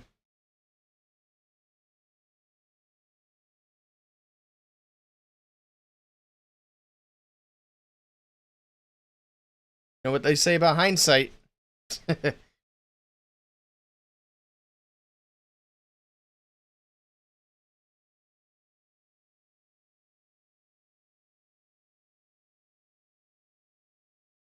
Alright, here we go. Chien with the next attack for Dizzy Group. Trying to take advantage of the big defense they just got. Alright, get through the Inferno Tower. RC making her way up. towards 12. He's going to go with a recall. He just wanted to get a few buildings there, I suppose. Okay. Got a balloon, got a baby dragon making their way in. See what's next. We got a golem coming in as well. Log launcher, king and queen. Here we go. Setting up for a root rider attack. We're going to earthquake. Soften up some of these buildings. Soften up some walls. Try to get everything opened up before the heroes walk out. The queen's already going on a bit of a walk of her own. So she's going to stay to the outside of the base. But here we go with the root riders from the bottom side of the base. Alright. King's going to pop his ability. Open up some walls. Spiky ball bouncing around. Log launcher's going to open up. We'll have some Yetis in there. Town Hall's still standing for now, but we got a lot of root riders making their way into that area. As well as the Royal Champion, and I think the Queen's in the mix as well. There she is. She's on that left side still. Valkyrie's on the bottom trying to get through the enemy King. Does he have a Headhunter in the mix? It looks like he might. But that King's still staying alive for now. It's going to be a little bit of a nuisance for him. Down goes the Town Hall. So he's got the 2-star secured. See if he's got enough to push through. This is fizzling out. I'm not sure that he's got enough to push all the way through. This might even be lower percentage. Just because everything's really starting to disappear. The overgrowth wears off. So these defenses are coming back. At least Sneezy's going to take a Seeking Air Mine out of the picture. It's going to help keep one of the healers alive for a moment. Alright. Yeah, it's just the Queen alive now in the core. It's going to be a low percentage defense for Na'Vi. They're going to need a couple of them as well because they did get that 1-star attack.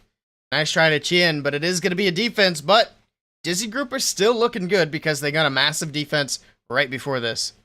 Queen's ability is going to go off. He's actually going to be able to push the percentage a bit more. So the percentage on this defense might actually end up being pretty good.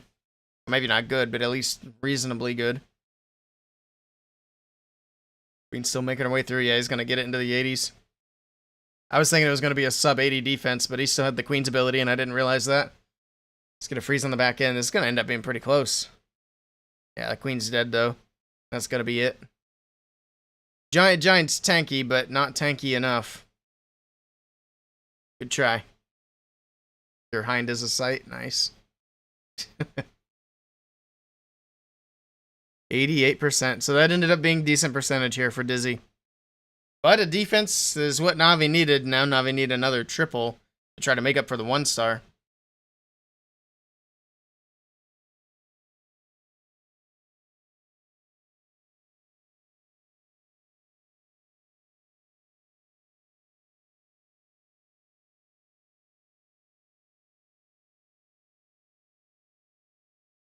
Alright. Back over to Na'Vi. They gotta make up for that big mistake from Kazuma. Kazuma's usually a pretty reliable attacker. But now he's gotta hope that that 1-star is not gonna cost his team the match.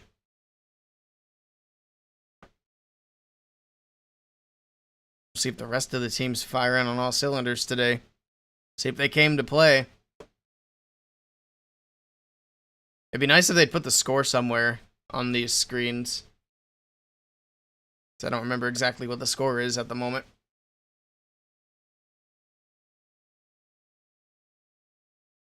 Oh, they got it. They got the website working. Nice.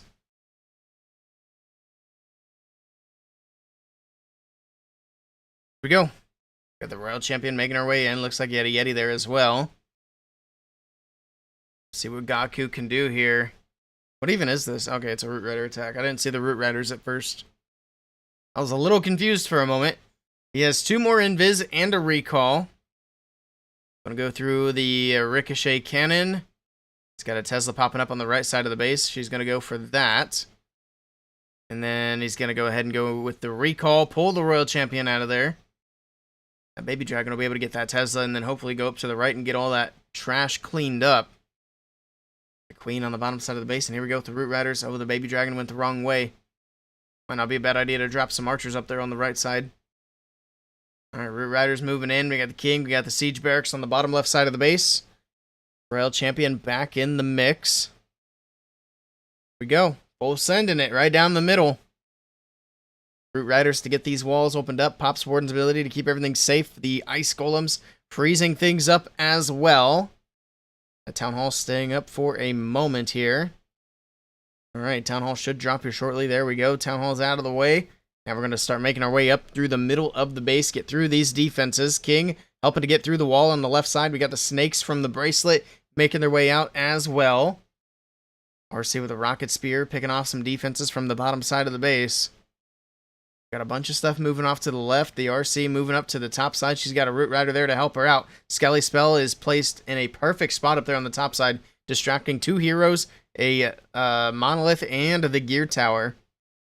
Looks like the Skellies are going to be wearing off here. The RC gets another Invis, trying to keep her alive, but she's fighting the enemy King. He's going to go with a freeze, keep the RC up for just a little bit longer, trying to get through the enemy King, but he hits so hard, down goes the Royal Champion.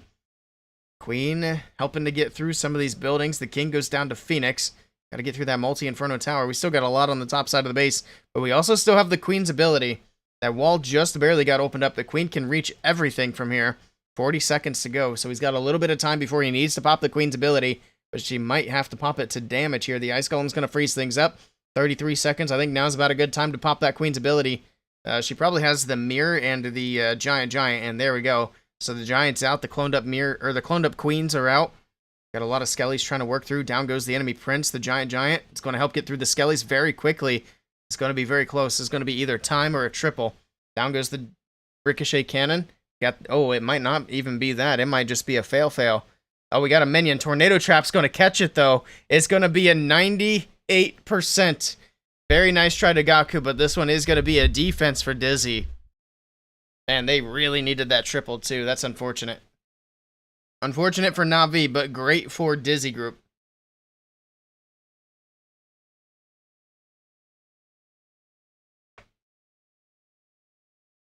Like I said, it's kind of a bummer I can't check the scoreboard. Oh, they got a scoreboard on the website. Okay. So right now the score is 5-6. But of course, Dizzy have another attack. So that's 3 attacks for 6 stars for Na'Vi. So if Dizzy triple here, they're going to be up by 2 stars.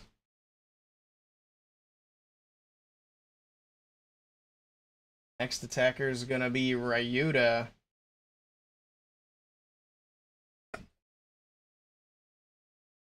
Website's up? Yeah, I just pulled it up, actually. So yeah, the website's finally working. And it's really nice because it has a live scoreboard on it, so we can kind of keep an eye on that, too. And I can keep track of where we are in a match. Alright, Ryuta is up. Like I said, if Ryuta could triple here, they're going to be up by 2 stars. They'll be in a very good position, so Na'Vi desperately hoping for a defense here. We'll see what happens. The Spirit Walk making its way in. It is going to be, of course, another Root Rider attack. If it's not that, it's Dragons. That'll be 98% of the attacks today will be one of those 2 armies. And I think I've been right on that so far. We've seen a couple of Rocket Balloon attacks and 1 Super Witch attack. Alright, Root Riders are in. We got the King and the Queen from the top side of the base. Got the Barrel of Monkey Siege Machine behind the Root Riders. It's going to throw in these barrels, help support the troops as they make their way into the base. These Ice Golems on defense are doing a great job freezing things up.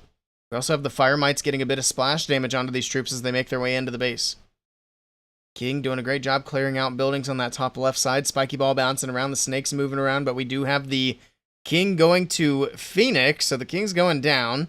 That Prince did a great job of getting some damage onto him. We do have the Town Hall secured, so it is going to be the 2-star at the very least. Now we'll see if he can push through for the triple. The Monolith's going down in the core of the base. The Queen's getting that taken care of. There we go. Alright. Get the scatter shot out of the way. We do have a Tesla farm on the left side with the multi-archer tower. We got the Expo and the Ricochet Cannon on the bottom side. Giant Bomb going off. Taking out some of these smaller troops. Gets through a lot of these defenses. Not looking, well, I was going to say it's not looking too bad, but everything's kind of fizzling as the defenses go down. So it's still really kind of hard to say how this is looking at the moment. We still have the RC and the Queen's abilities, though, which is really good, and a freeze. I think he's looking good here. It's got plenty of time. That's not even going to be a factor. Rocket Spear going off for the RC. One shot for the Expo, and this is going to be a triple for Dizzy Group, and Dizzy Group are going to be 2 stars ahead of Na'Vi with 3 attacks apiece. Nicely done here to Ryota, getting it done against Na'Vi, and Na'Vi are in big trouble now. Down goes that storage, and then we got that last building here at the corner, and down it goes. All right. I don't think anybody would have guessed Na'Vi goes down to the lower bracket in the first round, but that's where we're looking at the moment. Of course, there's still some attacks. It's not over yet, but Dizzy Group have got to be really happy with the results so far. You literally guessed.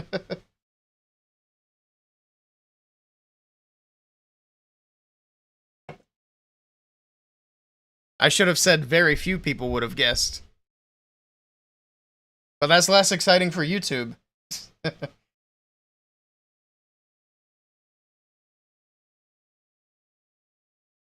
think Gab is the only one that put points in as well for oh, there were 2 people that voted for Dizzy Group.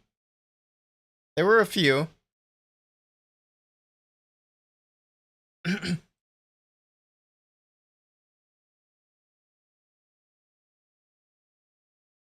So, if Dizzy Group hold on and win, we're going to have a Dizzy versus Dizzy match, which will be interesting. But we got to finish this match first, and we got stars in with the next attack. He has to triple this attack. I think Na'Vi have to triple out at this point. We'll see. Got the World Champion Spirit Walk from the top side of the base. It'll be another Root Rider attack, of course. Okay. RC making our way through. She'll eventually go for the Monolith here. There we go. Making our way into the Monolith. He has 4 Invis left and a Recall. We'll see exactly how far he wants this Royal Champion to go. There's the next Invis. He's going to make the Monolith invisible. Has to drop another because the RC pathed up to the top. But she gets the Monolith secured with the boots. The Multi-Archer Tower is going to go down next. Next Invis is in. The Fox does die out. Working on the Wizard Tower, making her way back down towards the Builder Hut. There's the Recall. Alright, we'll see what's next here. Got the King on the right corner.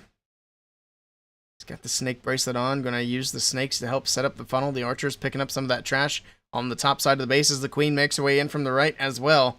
And then here we go with the Root Riders down the middle. Looks like he is going to use the Siege Barracks here right behind the King and the Queen. Help support that push on the right side. Alright, let's see if he can get it done. The Roots are in. The Valkyries are making their way in. Should be able to open up towards this town hall area before too long. Next layer of wall is going to get opened up so the Valkyries can stay inside. Maybe? Maybe? There we go. Okay. Actually, did that Queen go back, or did the King go back with the Root Riders? It looked like he might be up there in the core of the base now. You still have some snakes up there. Pop the Warden's ability to keep everything safe as the Ice Golems on defense are going to slow things down. Everything's moving through now. The King did go back. He's up there on the top side now. Okay. We do have the Spiky Ball. Somebody must have been wondering if he had the Earthquake Boots on. That's why they clicked on it there. Because I was actually starting to wonder the same thing. But no Spiky Boots. We're going to send the Spiky Ball, or Earthquake Boots, I mean. Send the Spiky Ball through. The King's trying to get the Town Hall secured. Remember, a 2-star is not what they need here. They've got to push through for a triple, but the army's completely fizzled out. The King is about to go down to Phoenix, and there's really nothing left of this attack. And this is going to be a defense for Dizzy Group, and it's looking like Na'Vi are not going to be able to win this match. Nice try to stars, but this one falls short. And it looks like Na'Vi are headed down to the lower bracket. Oof.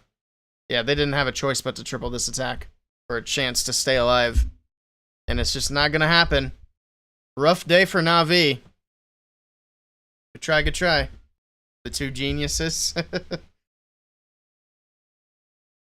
I'm not even sure who else voted for Dizzy.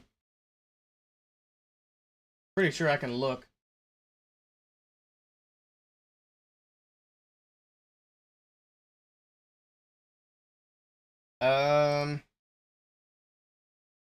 Wi-Fi did. Wi-Fi and Gab. We had 4 people voting for Na'Vi, sacrificing their points.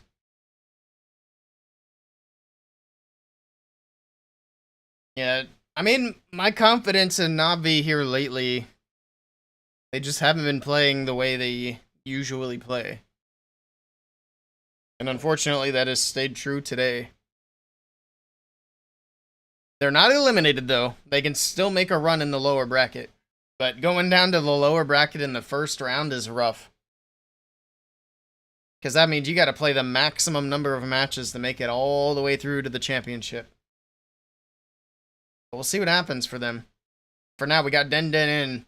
Now, there is still technically a chance if Dizzy were to 1-star that Navi might make their way back. But that is not incredibly likely to happen. I wouldn't say it's impossible, though. We're 2 matches in. We've seen 2 1-stars happen. Actually, was it 3 1-stars? I can't remember if there were 1 or 2 1-stars in that first match. I think it was just 1. I think 1 was really close. Alright, let's see. RC's going to get the multi out of the way, get the fire spitter taken down. I think he's just trying to get the town hall down with the royal champion. No, he's not. He doesn't have enough invis. There we go. With a recall. He's going to yoink the royal champion out of there. He's got a really nice funnel set up.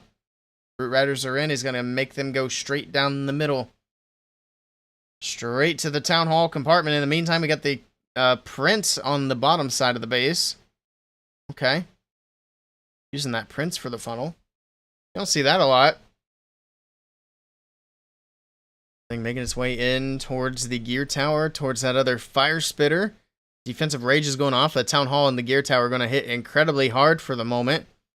But he does still have the warden's ability, and he'll probably pop it here shortly. There we go. Pops warden's ability. It's going to keep these troops protected from that boosted damage out of the town hall. Okay. The ice golems on defense are going to freeze things up. Town hall shots still coming in. There's another freeze from the defensive ice golems. Slowing things down quite a bit in a critical spot here. But down goes the town hall. We got that secured. Root Riders moving into the back end of the base. He's got the 2-star to keep his team on top in this matchup. And at this point, the percentage doesn't even matter. But we'll see if he can get another triple on the board here for Dizzy Group. That would actually make sure that this is locked away. But we got everything still moving through. I mean, they're already going to be up by 2 stars going into the last round of attacks. So I'd say they've already got it pretty much locked away at this point. Everything's kind of fizzling out, though. The percentage is going to be... Well, he still has Queen's ability and a few other troops still left alive. So I don't want to say it's going to be too low. But this one's definitely not going to be a 3-star. Nice try to Den Den, but Dizzy Group are still happy with that. They got what they need. So they can try to stay alive in the upper bracket, and we're going to have a Dizzy versus Dizzy matchup later on. It's because Dizzy intimidated them too well, I guess so. I guess this is what happens when you pretend you're not under pressure. Alright. Yeah, the percentage is going to be decent too. Oops. Want to knock that over. Alright, we'll go ahead and pay out the points then. Because it's going to be 10-8 going into the last round of attacks. And you're just not coming back from a 2-star deficit in the last attack. So let's pay it out.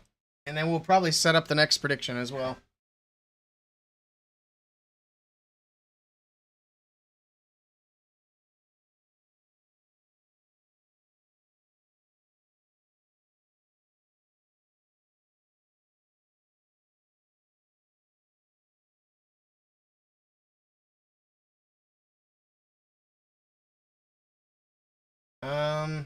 Where did the bracket, or the,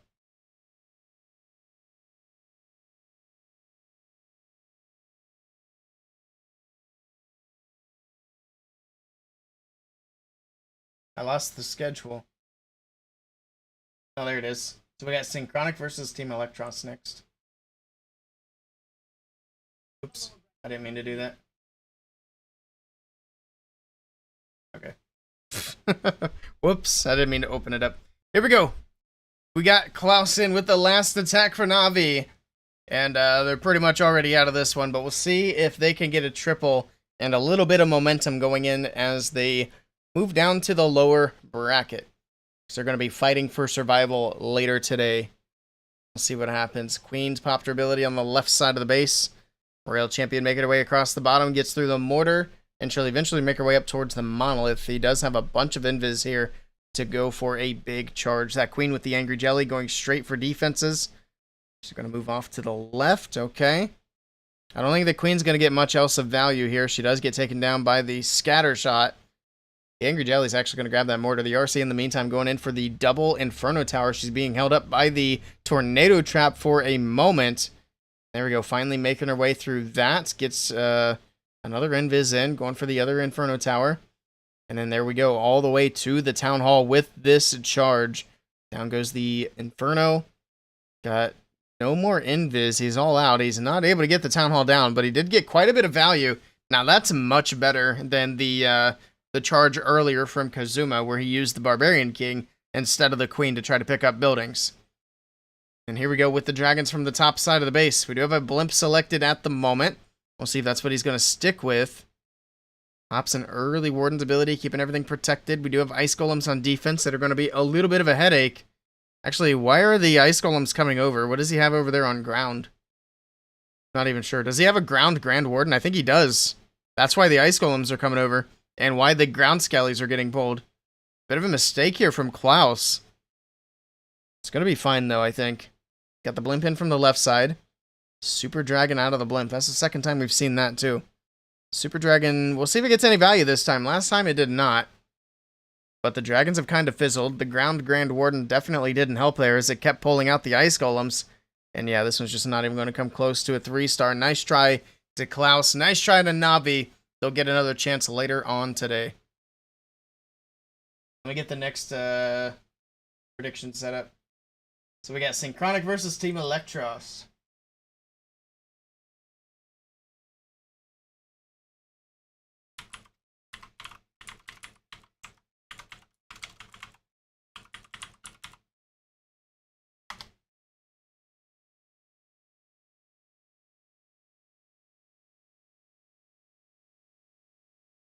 Why is it not letting me prediction?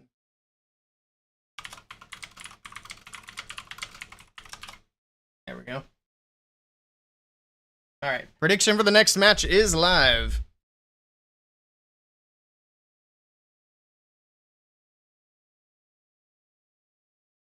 All right.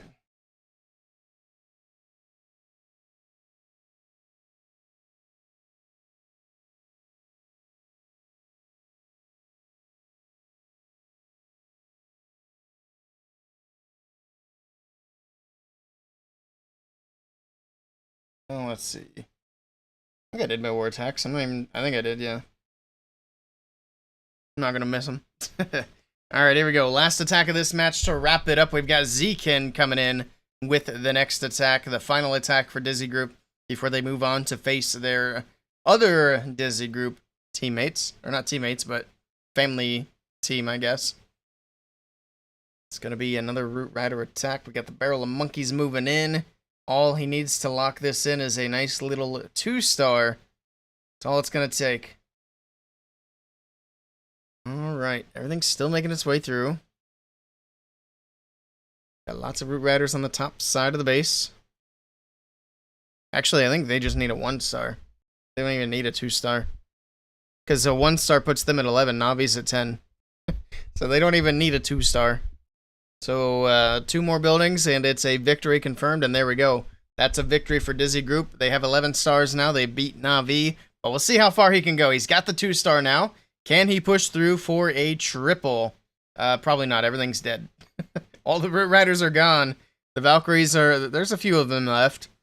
We still have the Queen's ability in the bag, but it's not going to be quite enough here to get the triple.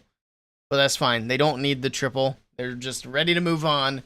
Nice try to Zekin. GG's to Dizzy Group. So get the triple. Nicely done, nicely done. Welcome in, Selena. Hello, hello. Alright, Navi go down to the lower bracket. They did not play well in this match, that's for sure. Hopefully they can get a little bit more warmed up before the next match, because the next match for Navi is going to be an elimination match. And I think they probably play...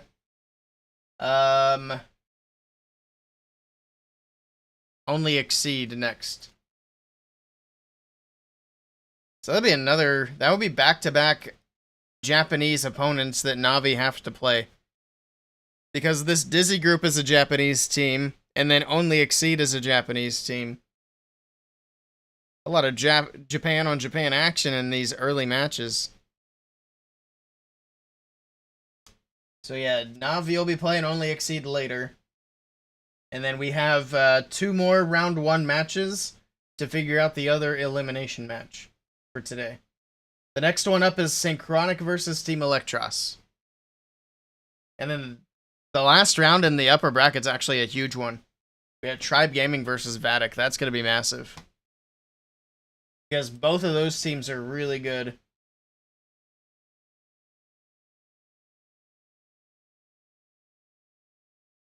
Alright, they got the timer up for the next match. I'm not sure if that's accurate or not. Okay, there we go. Now it's changed. I was going to say, that's a pretty quick turnaround time. I'm going to make a quick restroom break, and I will be right back. For anybody who's just popping in, we do have predictions up for the next match. Synchronic versus Team Electros. And I will be right back.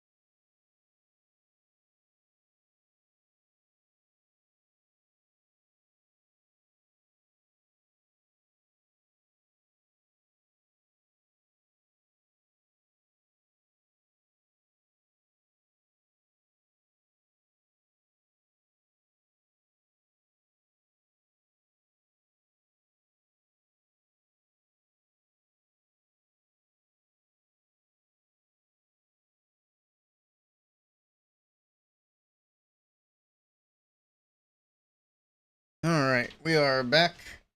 How are the predictions looking? We're heavy on Team Electros. Interesting. Oh, was that Gab again? It is. Gab's liking the underdogs. I like it.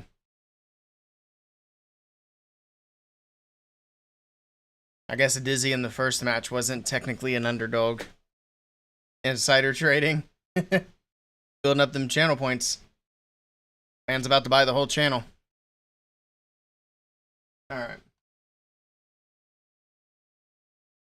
Pull that up so that I can end it. They took away the timer to see when the next match starts. That's a bummer. How far in are we? We're about 2 hours in, going into the third match. I don't know if I'll be able to stream everything today.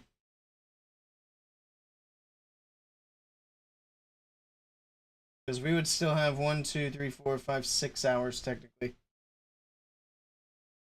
So today I might end a little bit before the day wraps up. But tomorrow we'll definitely do the whole thing, the whole 8 hours. You know Mr. Supercell well. Nice. But I'm still good for a little while, so I'm not leaving anytime soon. Hey, Officer Fussy Boots, welcome in. But here's Team Electros. We got Diego, Loop, Almualin, Eltano, and Rodrigo Torres. And they are taking on the defending world champions, Synchronic. See that lineup here shortly. Got a hot date? Nah. No hot dates for this guy. I need to go pick a few things up from my parents' house. Be doing that in a few hours. Mr. Bash with his mohawk again. You guys can't see it. I'm covering it up. There we go. The Synchronic lineup. We got Leo, General X, Philip, Mark, and Einstein. At least mostly unchanged from last year. I forget how many players did they change? I know Leo is new. Is Leo the only one who's... I think he's the only one who's a new addition. Pretty sure. I could be wrong. Simon got changed. Yeah. Yeah, Simon got swapped out for Leo. Because Simon went to go play for somebody else. Is he on Tribe? I think he's on Tribe. He's somewhere. Oh, Vatic. Okay, gotcha. Either way, we're going to see him again, or we're going to see him for the first time later today.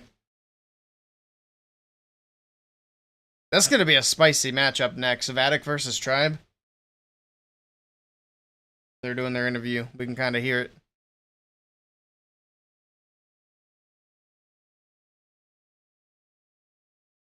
You guys can hear him, right?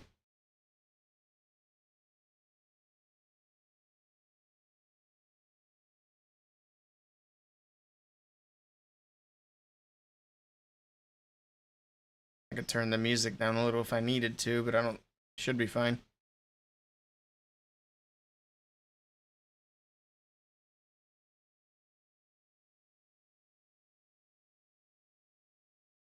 I'm surprised they're doing 8 hours of matches on both days.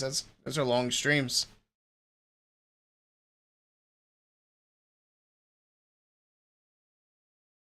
And to think the original schedule was starting a few hours later.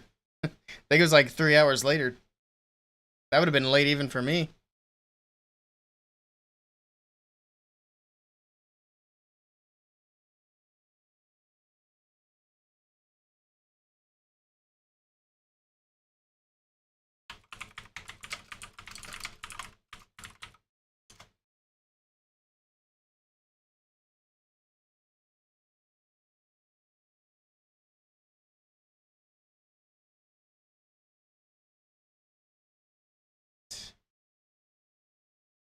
Like 80% of people in the other in the main broadcast think that Synchronic will take the win. My stream's just built different. We have faith. We have faith in the underdogs. Let's see. Okay, making sure the schedule stays up so I can see it. Predictions. Alright, we're 58% on Synchronic now. Still only one person. We still just have Gab on Team Electros, but he's got them 5K points in. Oh, now we got 2 people over there.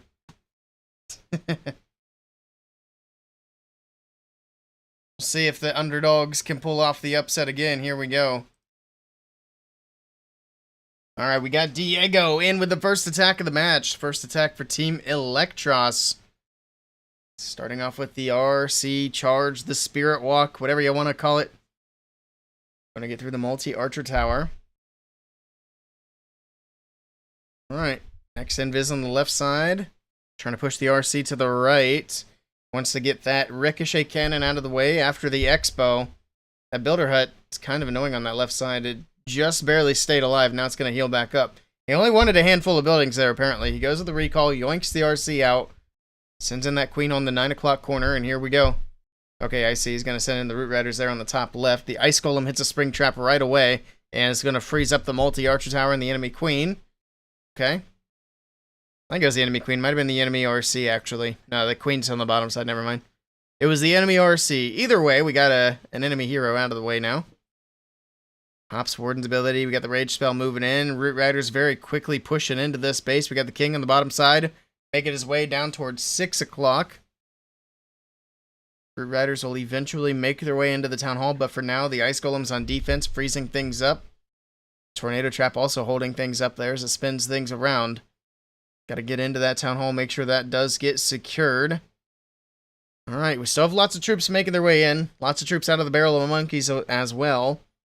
Snakes from the Barbarian King, man, I can't talk now. Snakes from the Barbarian King helping out with the funnel on the bottom side of the base. Making their way into that monolith. They're actually doing a nice job tanking that monolith as the Root Rider tries to work its way through. Alright, we got the Town Hall secured. Does he have enough to push through for the triple? We still have the King's ability and the Queen's ability. I would assume he's got the Spiky Ball on the King. That's been paired up with the Snakes a lot here lately. Alright. RC's still pushing through. It's not looking too bad. Queen's going to move in. Potentially grab that Ricochet Cannon. The King's still tanking it. We'll see him popping his ability here shortly. RC's barely hanging on. The Giant Bomb going off. Takes another chunk of her HP, but he's got it. That's a triple all day long for Team Electros. And they start off with a strong 3-star to start the match. Nicely done to Diego. Got to end submissions. There we go. Oops. Alright. That's a good way to start the match, but also remember that Na'Vi started off with a triple in the last match as well. Oh my god, 52k points. Gab's going all in. Oh my goodness. Alright.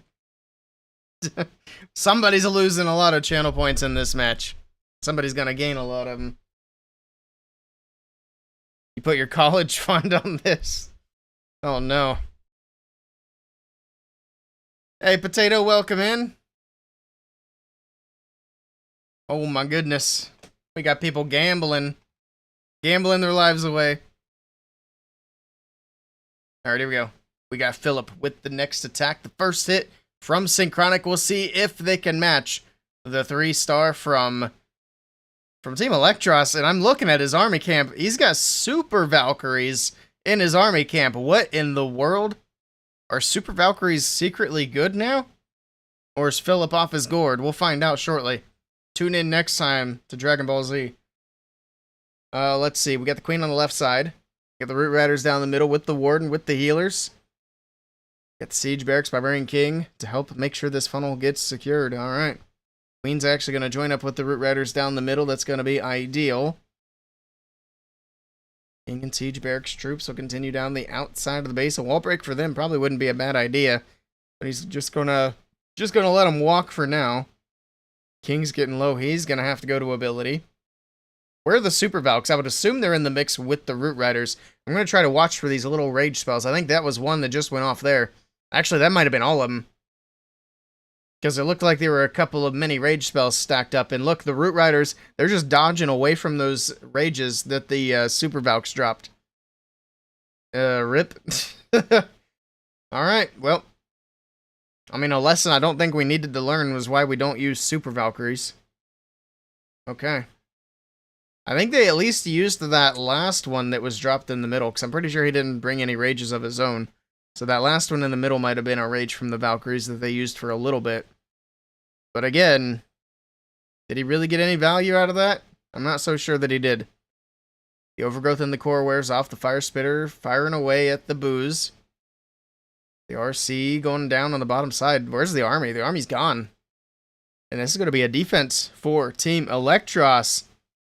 And after that initial 3-star, it's going to be a nice way to start the match here for Team Electros.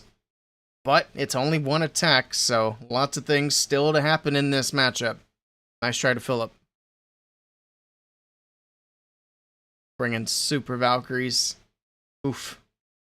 He's got one archer down there. He's got a wizard in the camp. He can drop it on the storage, yeah. Trying to push the percentage as high as possible. At least he got it into the 80s. That's like the bare minimum of where you want to be in these matches.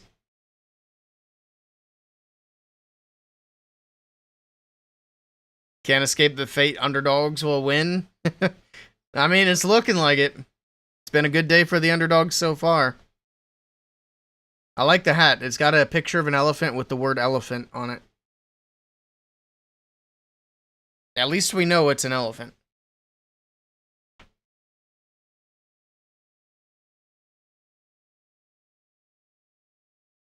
The Super Valkyries was an interesting choice. I didn't even look to see what he had in the Siege Machine. Did he have more Super Valks in there? I bet if they were to reduce the housing space for Super Valkyries, they would actually be pretty good. Reduce it quite a bit to where they're barely more than a regular Valkyrie. That's what I would do with them. Alright, here we go. Next attack for Team Electros is going to be Mr. Rigo Torres. Alright. As that RC makes her way up from the bottom side of the base, we got the first invis down. Going to get through the scatter shot, drops another invis on the left to push the Royal Champion over towards the monolith. He has 2 invis left. He wants to get that monolith out of here for sure. Maybe even get the Inferno Tower. I think he popped the ability so the haste vial can go off. The RC going a little bit quicker now. Alright, go for the fire spitter. The invis comes in. Fox is barely alive at the moment. I'm not sure if it's going to survive much longer. It goes with the recall. Going to keep the Fox alive, and there we go. Nice little charge from the RC. I like the way that starts out. Now we got the archer on the right side of the base. We do have the fire mites out of the furnace on defense, but he's going to poison on the clan castle to get the furnace out of there. Perfect. Okay. Got a Valkyrie coming in. That's going to help deal with the CC troops. Baby Dragon as well for the same reason. These ice golems out of here, but they're going to get pulled anyway. Here we go. Root Riders are in. Valkyries, Baby Dragon still trying to get through these ice golems. Valkyries will finish them off. There we go. We got ice golems on offense and defense at the same time. King and Siege Barracks from the top side of the base. Lots of snakes out of the snake bracelet right away to try to get this funnel set up. We got the Queen with the King in the Siege Barracks as well. So she'll make her way up towards the top side. Pops King's ability, spiky boots, whatever they're called. Opening up all the walls there. Alright. Root Riders pushing in towards the core. We got the Royal Champion still in the mix. Pops Warden's ability. Keep everything protected. Get it healed back up as it makes its way into the middle. We still have a freeze and a Skelly spell in the bag. There's the overgrowth on the left side. Alright. It's not looking too bad so far. We got Yetis on the right side out of the Siege Barracks. Still have to get through that Prince on defense. He's an absolute menace, but the Royal Champion's making quick work of him. Down he goes. She had a Headhunter there helping her out. Got the enemy Queen to take care of as well here on the very back side. That Queen is going to take out his RC, though. Oof. That's not ideal. Alright, now it's going to come down to just the Root Riders and the Yetis, and I'm not sure that's going to be enough to get it done. I think this one might be a defense here for Synchronic. But we still have Queen's ability, and he still has a freeze. So it's definitely not over yet. The Root Riders opening up the walls. A few more walls, and I think the Queen can reach pretty much everything that's left. But she is still going to need some help getting through everything. She did pop her ability. We got the Giant making its way through. We got the cloned up Queens helping out with some damage. But he's only got 20 seconds left, so this one's definitely going to be a defense for Synchronic. Percentage is still climbing. It's going to climb for the rest of the timer here. Very nice try, though, to Rigo Torres. He's going to be able to get this one into the low 90s, it looks like. There's 89. One more building. Come on, go, go, go, go, go. One more building. No, it's going to be 89. I thought for sure he'd get 90. Oof. Good try, good try. Great percentage, though. Not bad at all. I think if you're going to run the Earthquake Boots and the Snake Bracelet on the King, that combo should be called There's a Snake in My Boots. It's a little bit wordy, but it's funny. Alright. Good stuff from Rigo. I gotta say, I'm a little bit biased here for,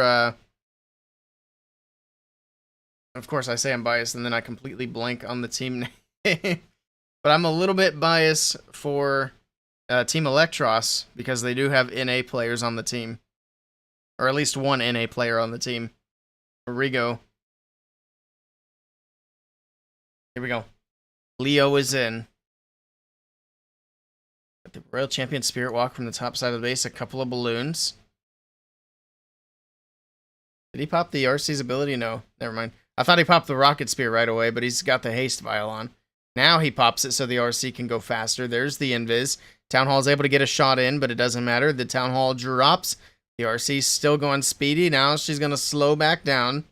He's got a few more Invis and a recall he can use to pull her back out of there. Couple of Ice Golems on defense. Not a big deal. He's also got that Furnace over there. There's the recall. Alright, is he going to poison in the core to get rid of these Fire Mites? Yes, he is. Poison over the Clan Castle. And we got a couple of Ice Golems to deal with on the left side. Where's he going to send the Root Riders? Is he going to go top left? It seems like what he's setting up for. Yep, there we go. Everything's in from the top left with the Root Riders. We got the Queen on the 9 o'clock corner. She's dealing with the Ice Golems, and then she'll continue along and finish up that funnel.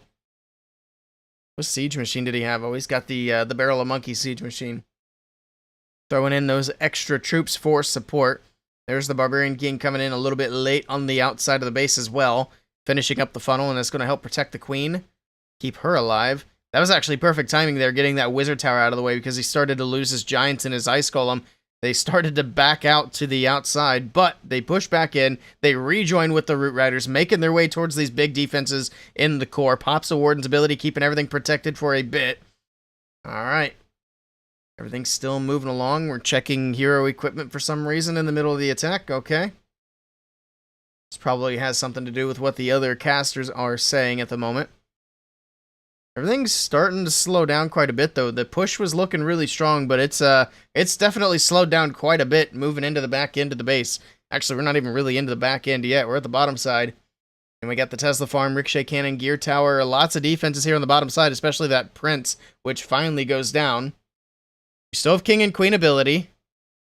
Alright, Snakes are still moving through. We got Giants moving through, but I'm not so sure that Leo is going to be able to connect with a triple here. That King still spawning Snakes, taking lots of damage. He's going to have to pop his ability before too long. But look at the Snakes hopping over the wall, taking care of the Tesla here. Actually takes him a good bit of time to get through just the Tesla. There we go. Now the Snakes can help move along. I think the bigger thing for the Snakes is the tanking. Especially in hard mode when that equipment is capped. Queen continuing into the core. She obviously popped her ability. We got the Giant there. But this one is going to fall short. Nice try to Leo, and Synchronic with another fail. Team Electros get another defense.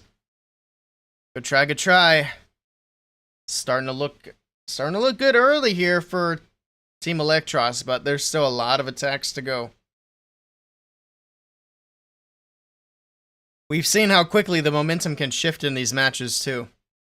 All it would take is one mistake from Team Electros and Synchronic will be right back on top.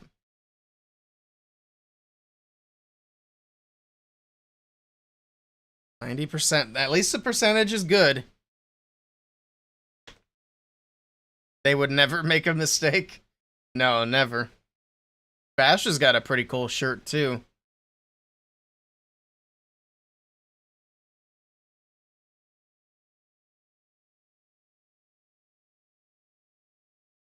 Here we go. Loop is in. Next attack for Team Electros. We got the Royal Champion from the left. I think Loop might be NA as well. Or no, I think he might be from Brazil. Never mind. Never mind, disregard. He's from Brazil for sure. I was thinking of somebody else. This is a little bit of a spicy RC charge here. That Tornado Trap, the Gigabomb, the Recall goes off. Okay. Yoinks her out of there. She gets a few buildings, so it wasn't a waste. Maybe not the most ideal Spirit Walk, but gets at least enough here. Okay. Got a bunch of snakes, a couple of super barbs, trying to clear out some trash. Ice Golem freezes some things up. And there we go with a log launcher from the left side of the base. Alright. Things still pushing in. We got lots of archers out of the CC. We got a furnace, a couple of ice golems. Sure. He does poison on the ice golems this time, so we're going to leave the furnace up for a little bit longer this time. Although I'm not sure how much it can actually do through the poison spell, as the fire mites try to make their way in. We'll see. King goes to ability. Spiky ball bouncing around. We got the queen and the root riders on the top side of the base with the warden. Okay. Root riders making their way through. Furnace taking down the king with the help of the defenses here. We got the Yetis moving in, though. Down goes the furnace. Down goes the town hall. Perfectly done by the Yetis there. Root riders still making their way across the top side of the base, moving into the multi-archer tower. It's looking like a strong push here for Loop. Yetis are bouncing their way through, trying to get these defenses out of the way. Down goes the builder hut. Giant's going to go down. Still have a bunch of root riders on the top side. The RC gets through the enemy queen, but he doesn't have any more spells, no more hero abilities for support. Down goes the ricochet cannon. Still have some Valkyries on the outside of the base. Root riders still making their way through. He might have enough to get this done, as the roots still have healers. They got the warden for some damage there. Down goes the scatter shot, but he still has to get through the expo and the gear tower. Those are going to be tough to get through. Valkyrie's still going through the outside of the base. The healers doing what they can to keep these troops healthy. But there we go. If they can get through the gear tower, this is going to be a triple, but they're going to go to that air defense first. Down goes the expo. Got lots of Valkyries moving in. Some super barbs. I think he might have it. It's going to be very close. Down goes the air defense, just down to the gear tower then. It's the last defense. It drops, and this is going to be another triple for Team Electros. And these guys are absolutely on fire in this match. 3 triples in a row, and Synchronic are not in a good position here. Or wait, I'm sorry. They didn't get 3 triples in a row. That last was a time fail. Either way, they're still in a really good position. Nicely done.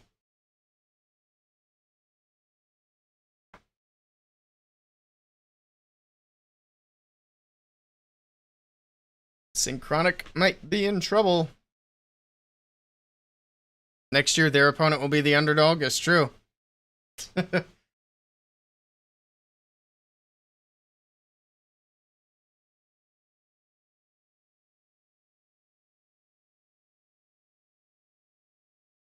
Alright.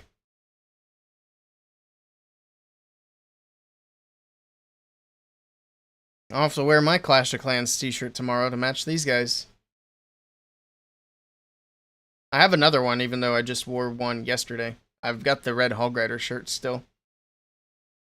Alright, General X is in. We actually don't see a lot of clone spells in these matches, but he's got 3 of them. So he's going for a big Yeti Bomb somewhere. He's going to start off picking off some of these defenses. Giant Arrow from the left side of the base. Does grab a sweeper. Okay. He still has 1 sweeper that'll be facing the dragons, but that's far better than 2. Ice Golem on the bottom side, freezing things up. The dragons are getting pulled over by the Barbarian King. Not super ideal.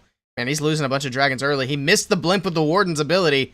Oh my goodness, this attack is already off the rails, going with the Yetis in the core of the base. I don't think that was the plan here, but he's going to go with the clones, try to push them towards the Town Hall. He's got the Rage spell in. Man, the Dragon Pathing was a mess off the start because of the King. And then he missed with the Warden's ability on the blimp and some of the dragons on the top side. And now the Yeti Bomb is not going to get the Town Hall down. This could be it for Synchronic if he doesn't get that Town Hall down. He still has the Royal Champion in the bag. He's going to send her in from the left. Okay.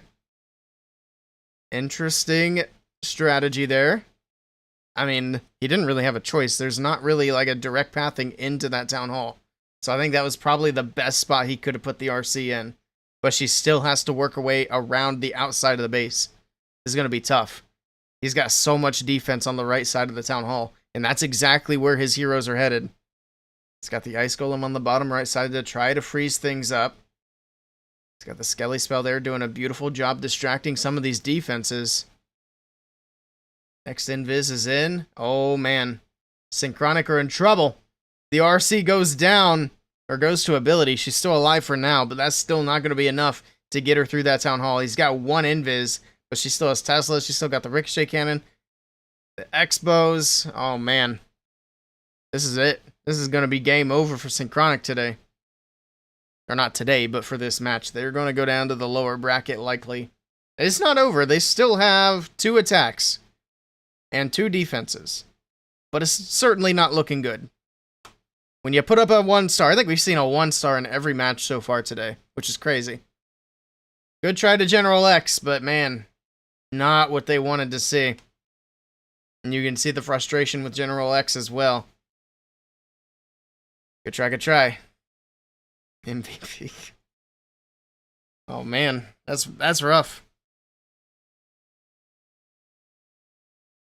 That Barbarian King was the MVP on defense there. Because he's the reason that a bunch of dragons went to the left that pulled the Warden, and then pulled the Warden away from the Blimp. Barbarian King OP. I'm not going to do the outcome just yet. See what happens with the next attack. So does this give us like the current score forward?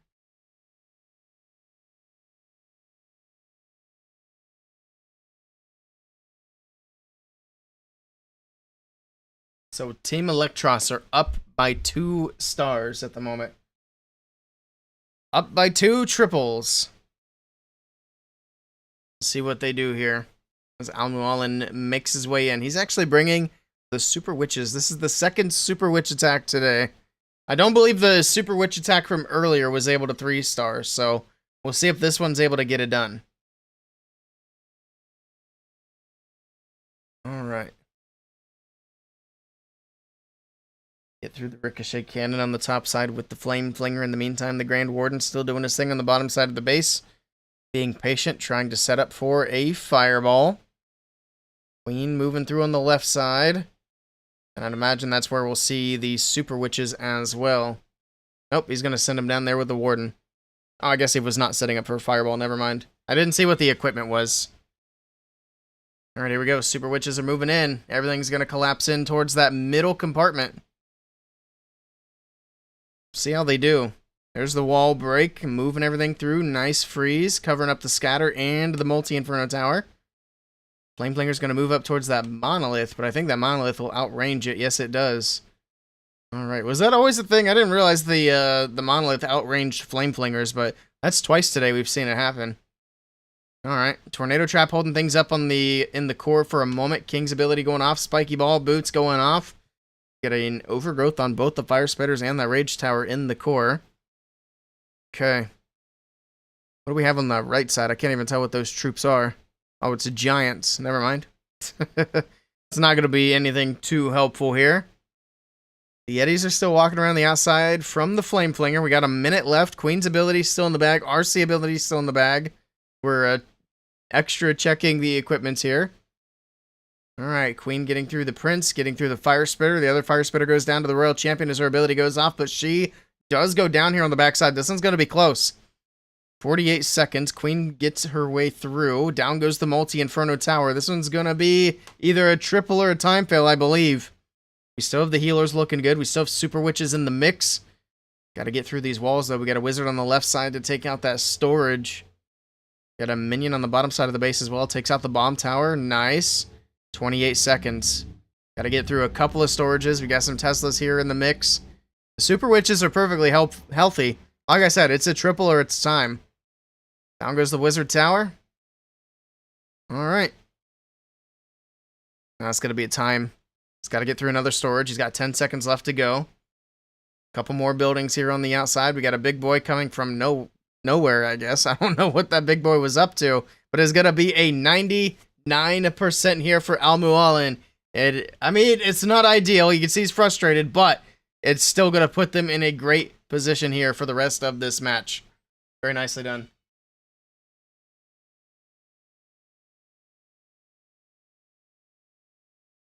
All right.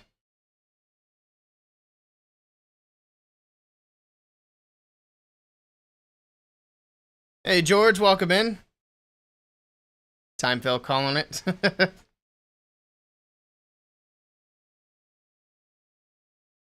98 and 99. Super Witch is making a comeback. I don't know if I'd call that a comeback. I'd call that them needing some sort of buff. Einstein's starting fast with the fireball here. He's going with the rocket balloons, though. The Warden Walk for the Hero Hall. Okay. Got rocket balloons from the top side, trying to clean up some of that. What siege machine does he have? He has a blimp, at least for now. We'll see if that stays. He might be setting up to blimp from the top side. As the rocket balloons come in, they'll take out some of these defenses. They're also going to take out any air traps that could be there. But we'll see what the plan's going to be. Nothing would stop a blimp from 12 o'clock, though, from getting the town hall. Warden Walk still going on the left side. We got a Yeti on the right side. So far, so good. There's more rocket balloons, and there's the blimp, okay. And that'll get all the way to the town hall. Take that down easily. We got a poison over the CC to cover up the furnace. So we'll get that furnace out of there nice and easy. Town hall drops very quickly with that rage. Rocket balloons coming in, still trickling them in. He's got 3 left. I mean, I feel like he used a lot of rocket balloons on the top side to not get a lot of buildings. Because with using every single rocket balloon, he didn't even get all the defenses that are up there. Which is fine. I mean, he's still got the path cleared for the blimp to make it in. Now we got the king and the queen from the right side of the base. Spiky ball bouncing around. Another rocket balloon, one of his last ones to try to finish off that multi-archer tower, but it stays standing still. Alright. King going to get the fire spitter out of the way. The king's taking a lot of damage. The Warden Walk's still going on that left side. And then we got the Royal Champion making her way in as well on that left side of the base. We got a regular golem down there to tank the Expo and the Tesla for a little while. As the RC gets through the multi-archer tower, makes her way over to the Expo. Help keep that golem alive for a little bit longer here. Wait, does he even have the boots on the Royal Champion? Doesn't look like he does. No, he doesn't. He's got the Seeking Shield. I still feel like you should probably never run the Seeking Shield over the Electro boots. I don't think it ever gets more value than the Electro boots would have. But that's just me. I'm not a pro player. These guys know what they're doing. It's looking good. RC making her way over to the Expo. It's going to be able to get that down. Now it's just a ricochet cannon standing in the way.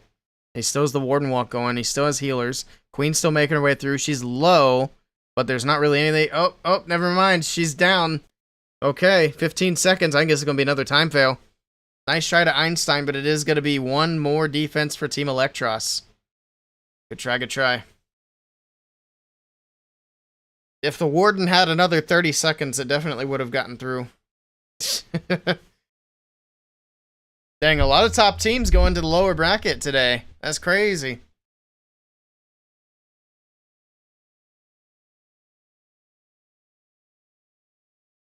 Then we're going into the last round of attacks. Synchronic are down by 2, and I'm going to pay out the points. Team Electros will be moving on in the upper bracket. We got El Altano with the last attack for Team Electros coming in. The Root Rider attack. Alright. Let me get the next prediction set up.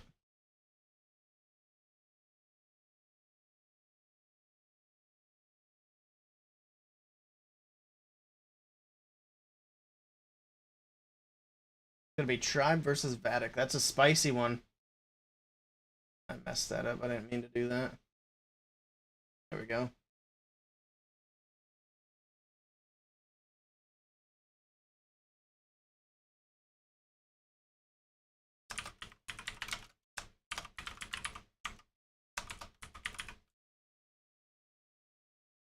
Alright, next prediction is live. Gab's on a roll. So we'll see. Who's Gab going to predict on this one? How many points are you up to, Gab? What do you have? I'm just curious. So I think you've won pretty much every prediction that you put into so far.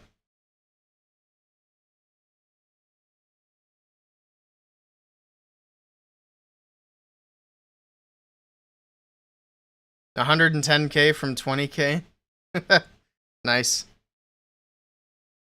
Alright, well the next one's on. We got Tribe versus Vatic coming up. And then after that, we got elimination matches. So they'll get extra exciting. You have 420? Oh no. You gotta get some of Gab's luck here. You gotta maybe start following his predictions. Everybody's gonna start following Gab and we won't have predictions left. Because we won't have points on both sides anymore. Alright, but the next one is up. Tribe Gaming versus Vatic. Throw some points on one side or the other.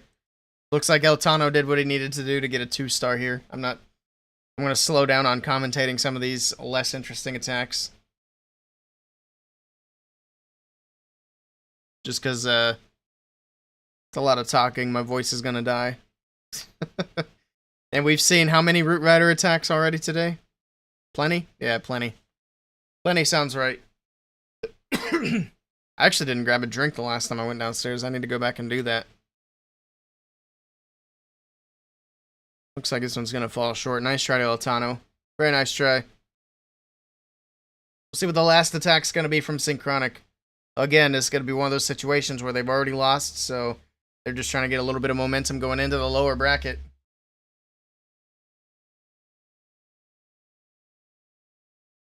Actually, Synchronic are down by 3 stars. That's crazy. Both upper bracket played today. I'm not sure what you mean, but I can show you. So it's gonna be 4 upper bracket matches, which is all of them, and then 2 lower bracket, and then 2 more upper bracket to finish the day. And then tomorrow it's gonna be 1, 2, 3, 4, 5, 6, 7 matches tomorrow. So tomorrow's a little bit of a shorter day, but not by much. Actually, it could even be the same length if there's a bracket reset on finals. You're cooked? Oh no.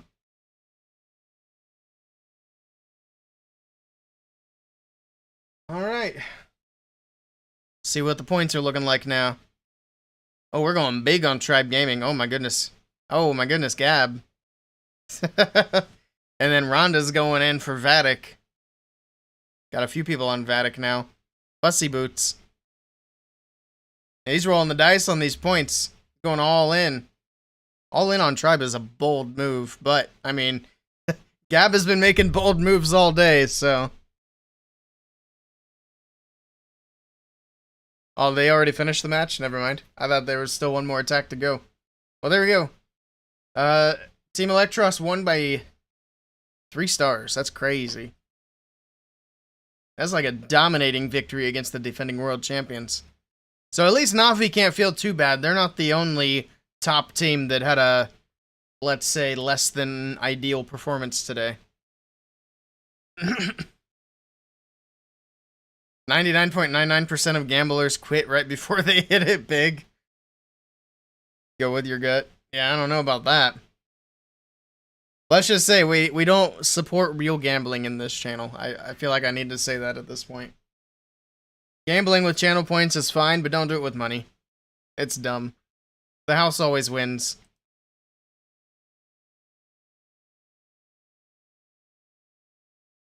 Real gambling is bad? Exactly.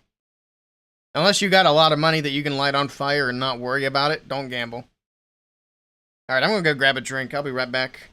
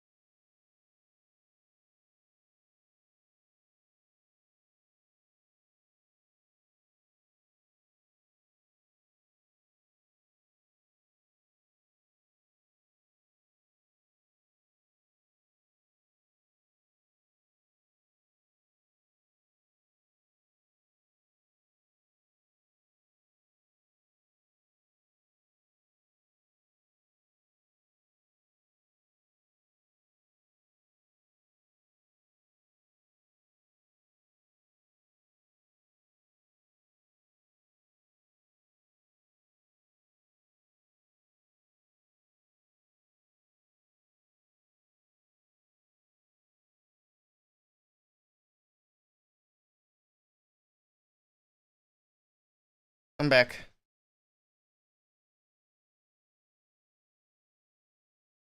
Hate gambling with real money. Except you'll buy a lottery ticket once in a while. That's not so bad. I do know people who get really bad on lottery tickets, though. Then they'll get all excited when they hit like $1,000. It's like, how much did you spend to get that $1,000 though? Probably a lot more than that. Your car's full of lottery tickets.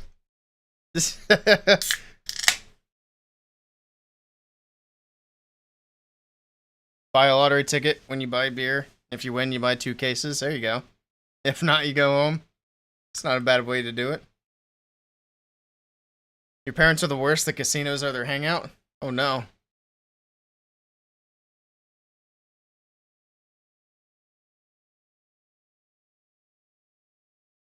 If my mom tries to gamble away my inheritance, she's going to the nursing home.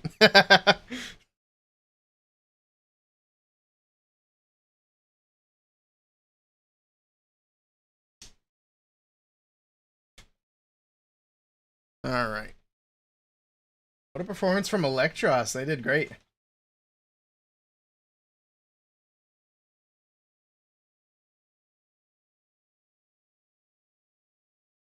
You put your kid's college fund on Tribe, though? I saw that. Did anybody else put some points in? We're 2% on Vatic is crazy, but that's just because we got so many points from Gab on Tribe. 3 people trying to get your points, Gab. We got 6 minutes for the next match. Oh my goodness. Alright. 6 minutes.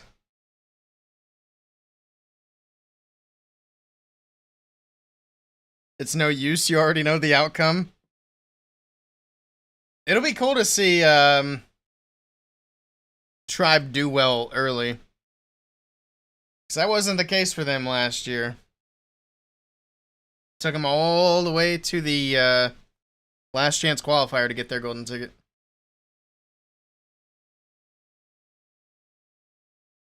Alright. Now they're just going to go over stats and stuff in the meantime.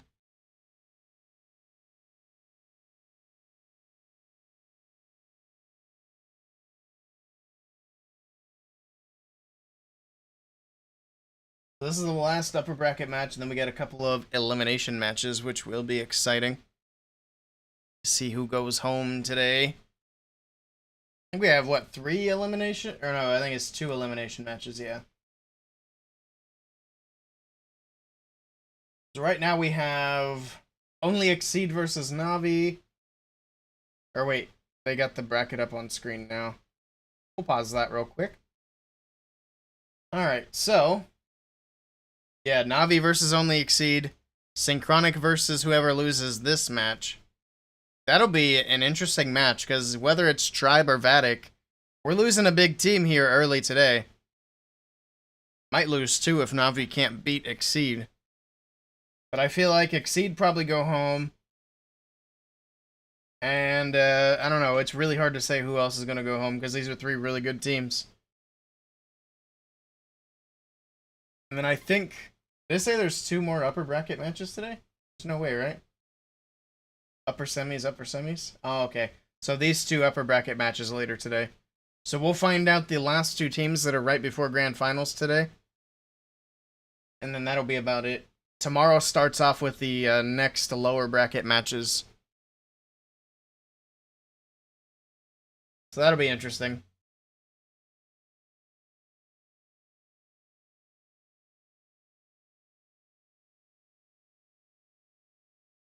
Take it live again. I thought they were in an attack already. I was gonna say, wait a minute. They said we had 6 minutes. There's no way I took that long. Alright.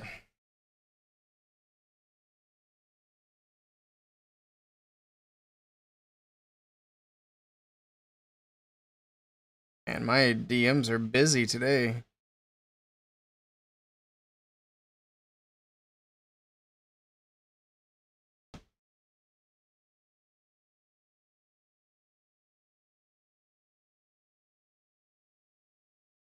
Alright.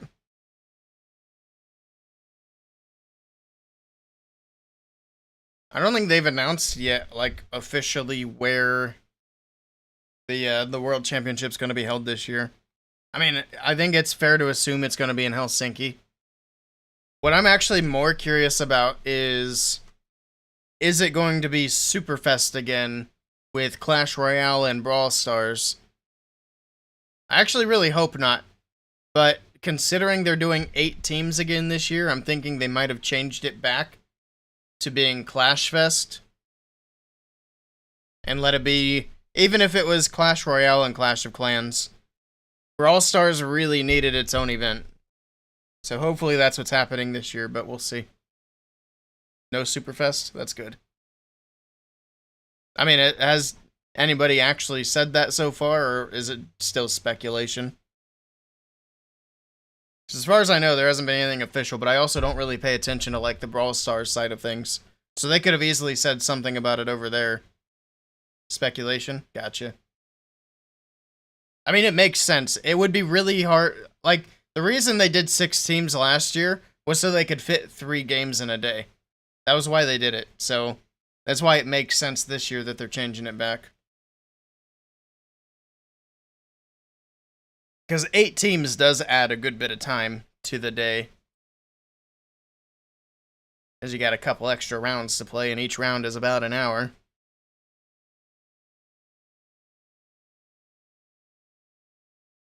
Speaking of which, I'm splitting my recording. I don't know how many of these matches I'll actually use for YouTube videos. Probably not as many as I would normally. Mr. Kingsman. I got to meet Kingsman. Actually, I don't even know. I don't think I actually met Kingsman. I seen him there, but I didn't, like, say anything to him. Didn't really get a chance to.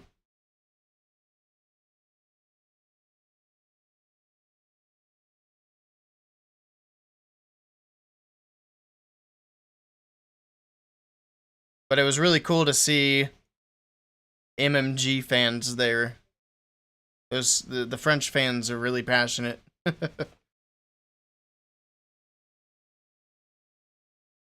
See if they can make it again.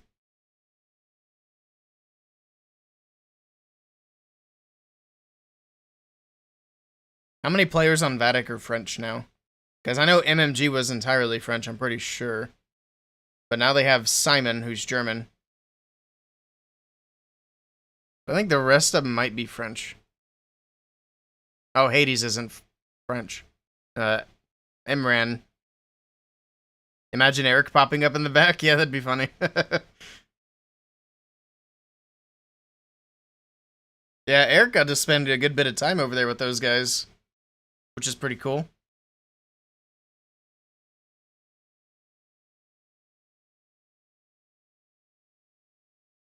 Alright, almost there. Start that recording in case we want to use this one. There's the Tribe Gaming lineup. They got P. Castro, Nabrax, Ramirez, Kronos, and Timper. Castro being the new addition to their lineup. He doesn't even have a jersey yet. They need to send this man a jersey. What are they doing? Come on, Tribe Gaming. Even Timper's not wearing a jersey. I'm sure he has one. I don't know. My confidence is shaken in Tribe now. They don't look like a unit. Tribe Gaming's one where you'd expect them all to be in Tribe gear. Tribe must be cutting back on costs. Because you know the Vatic guys are all decked out. They're going to be in all Vatic gear. If not, I'm not going to know who to believe. Guys are getting locked in, though. They're ready to roll. Oh, more interviews. Never mind. We got a minute.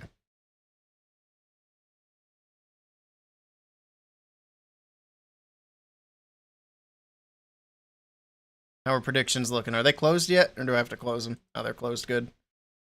So we got 5 people on Vatic for 8%. And 1 person on Tribe for 92%.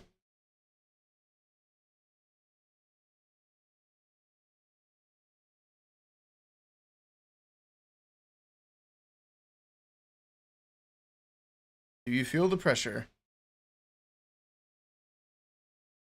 No pressure for Tribe. Uh-oh. I think Gab knows what that means. Ganging up on Gab, yeah. Well, Tribe just said they have no pressure, so that's been the magic word here for the winning team so far. Is pretending they don't feel pressure.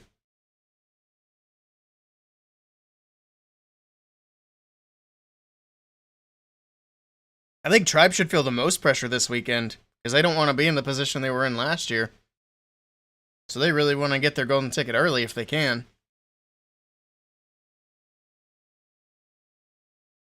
Hey, Shivam, welcome in. Good afternoon. Well, I guess evening for you.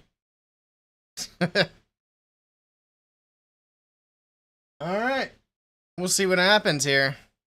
Almost ready to start. Even these guys are predicting 77% on Tribe. That's crazy.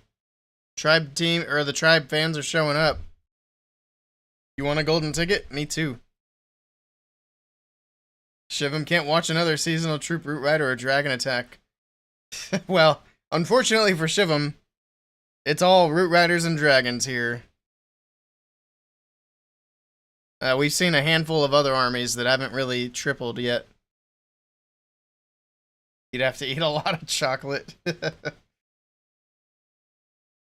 If Supercell put out candy bars and said one of them had a golden ticket, I would buy so many candy bars that it probably would have made more sense for me just to buy a plane ticket in a hotel.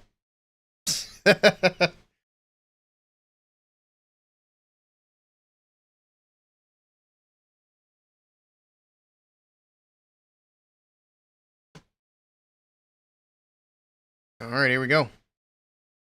First attack of the match, the last match in the first round of the upper bracket. And we got Simon coming in for Vatic. Starting off with a Royal Champion. Making our way down from 12 o'clock. It is going to be a Root Rider attack. Nobody's surprised by this news. Alright, down goes the Ricochet Cannon. Through the Expo. Next invis, perfect. She'll grab another Ricochet Cannon before he uses the recall. Or at least she should. Yep, there we go. Down it goes. Recall, yoink the RC out of there. Perfect. Alright. I'd imagine he's going to send the, Root Riders from the top right. Or no, he's going to send the heroes from the top right. Okay, never mind. I thought he was going to send the heroes at 3 o'clock and then the Root Riders down the middle of the base. I was partially sort of right, I guess. Log Launcher making its way through. It's going to help take out the Scatter Shot and the Inferno Tower here as well with the logs. There we go. A couple of major defenses out of the way. The Tornado Trap grabs the Log Launcher, puts it right in range of that Monolith. But it did its job. It's got the walls opened up. We got the Root Riders from the right corner. And we got that Barbarian King over there towards 3 o'clock as well. So I was still kind of right on my prediction of the troops and the heroes. Just not exactly. Got the Poison Spell on the Ice Golems making their way through.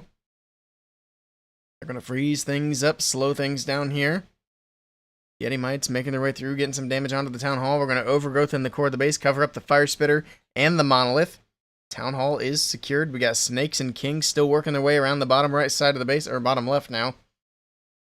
Still have the Warden's ability too. We're being very patient with the Warden here as everything makes its way through. Pop the King's ability, Spiky Ball bouncing around. And that Warden ability is going to keep all these snakes alive if he pops it anytime soon.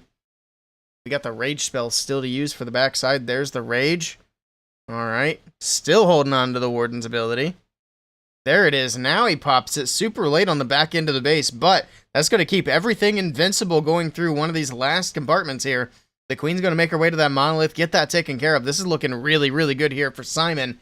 As Vatic is pushing right through this base. Just the multi-Archer Tower and the Prince left on defense here on the top side. We do have a multi-Inferno Tower as well, but that's not going to be an issue. That's going to be a 3-star for Vatic to start off this match. Nicely done. Very nice, very nice. That's what you want to see if you're Vatic. Alright.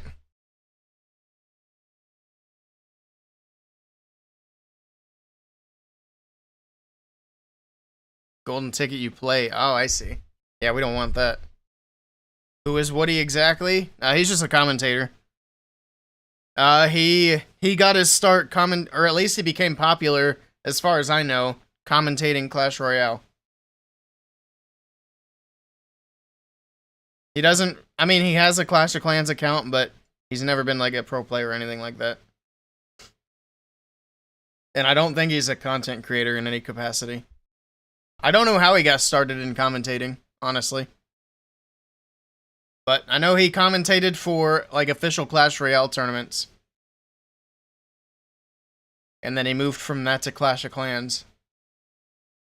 I'll admit I wasn't a big fan of Woody at the start, but he's gotten a lot better. And he's really grown on me. He does a great job. I know there's still Woody haters out there, but there's always going to be people like that for anybody.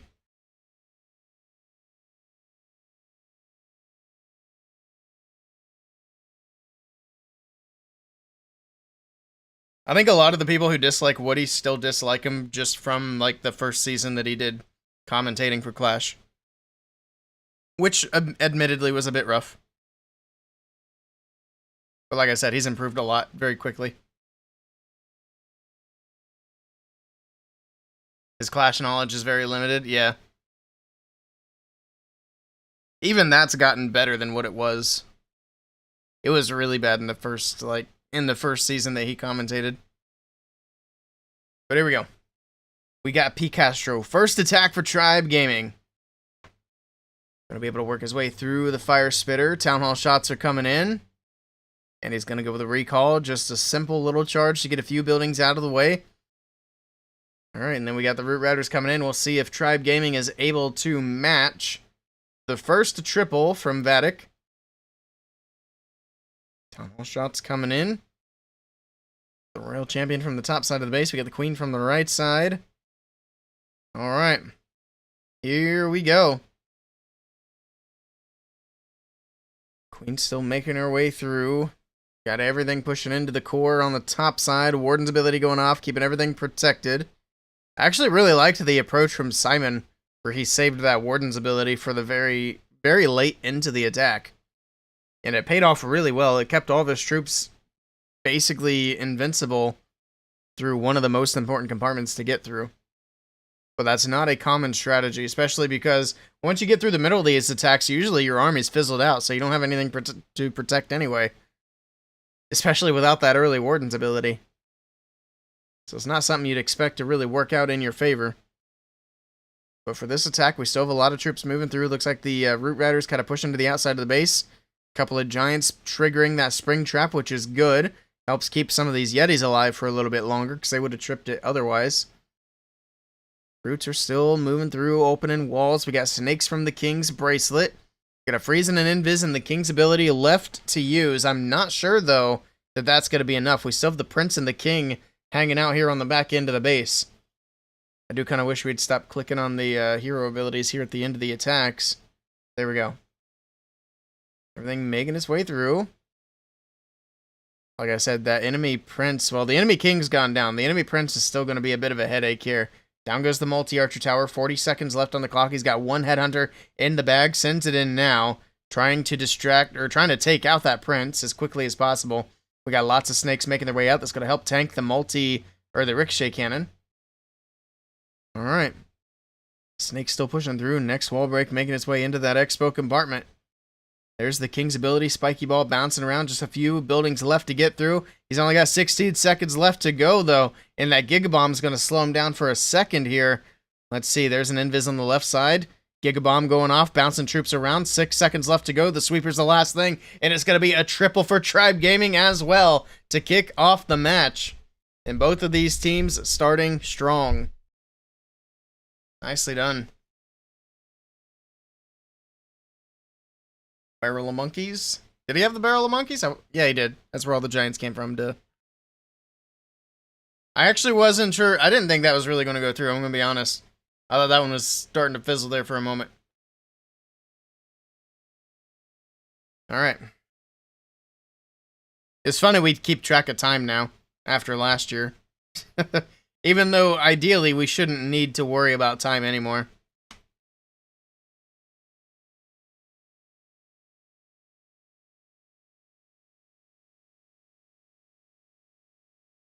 Alright. I do think that when they do the casting pair-ups, they should pair together at least one official caster that has some competitive knowledge. Because I think Bash and Woody are both great, but there needs to be one of the guys in there that knows something about competitive Clash. Here we go. Nachoa is in. Starting off with this Spirit Walk with the Royal Champion from the left side. Does have a Skelly spell in the bag. It's not going to use it for the Royal Champion, though. She's got another Invis, making her way down towards the left corner. And then she should move in for the multi. No, he's going to go with the recall. He's not going for a long charge here. I didn't look at the spells. That's my bad. Queen in from 9 o'clock. All right. Got another golem coming. We've seen a lot of golems today, which is surprising. Typically, we hadn't seen a lot of golems. Queen's still making her way in, though. We got the defensive poison tower getting tossed. All right. Slowly but surely making our way in. We're already under the 2-minute mark, and we really haven't even gotten things going yet. But there we go. We finally got the Root Riders coming in from the bottom side of the base. We got the King with the Snake Bracelet on the right side with the Ice Golem to freeze up some of these defenses. There we go. Got the Multi-Archer Tower frozen, Ricochet Cannon frozen. Log Launcher opens up all the way to the core. The Yetis will come out of there here shortly. They can make their way in towards that Town Hall compartment and get that taken down. He's going to use a Rage to make sure that happens as well. Spring Traps throwing the Yetis around. Yeti Mites coming out. Down go the Town Hall and the Inferno Tower. Now it's going to be up to the Root Riders making their way across the right side of the base. All right. That Queen pushes into the Town Hall compartment by herself. Drops in that Overgrowth as well. Covers up the Monolith, but that Queen dies anyway. It's not looking great here for Nachoa, I've got to be honest. We'll see how it plays out, though. Still have King's ability, still have RC's ability. Let's see. Going to be able to get through these outer defenses with the King. The RC helping out as well. She needs to move back in with these Root Riders, though. She's kind of just hanging out on the outside of the base. Really not ideal. Still have a Freeze and an Invis in the bag. Still have the RC's ability to use. He might be able to pull this off. Yeah, that back end is going to be tough, though, especially if that Monolith's still alive. Yeah, that Overgrowth, unfortunately, didn't do anything for him. I think he was trying to keep the Queen alive, but the traps finished her off anyway. Got a balloon from the top side. Distract the Tesla. A couple of wizards up here. Alright, we'll see. The King still has ability and Phoenix, but the RC is going to go down. And he's only got 13 seconds. This is going to be a defense. Nice try to Nachoa. Tribe Gaming getting a defense here. He almost waited too long to pop that spiky ball. That would have been unfortunate if he lost out on that. But good try, good try. Running out of time. It took a long time getting that attack started, too. If he'd gotten things going a little bit faster, he probably would have been a bit closer to a triple. Nachoa played with MMG? Yeah. Vatic is mostly ex-MMG, guys. It's basically last year's MMG with a few changes. Actually, maybe even just one change. Because they got Simon and Hades this year. So those are the two new players. Simon and Hades. Yep.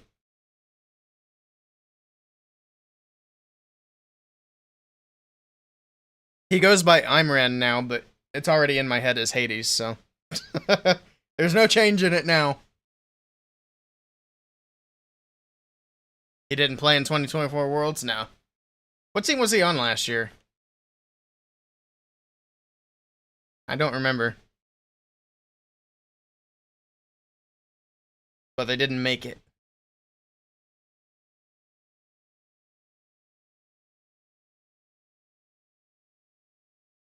Alright, next attack. We got Rikirez to potentially put Tribe in the lead. What was the attack that we just watched? 93? That would be the percentage that Rikirez has to beat to put Tribe in the lead. See what happens. Dr. Pepper has spoken. He was with MOS. Ah. Momentum Shifters.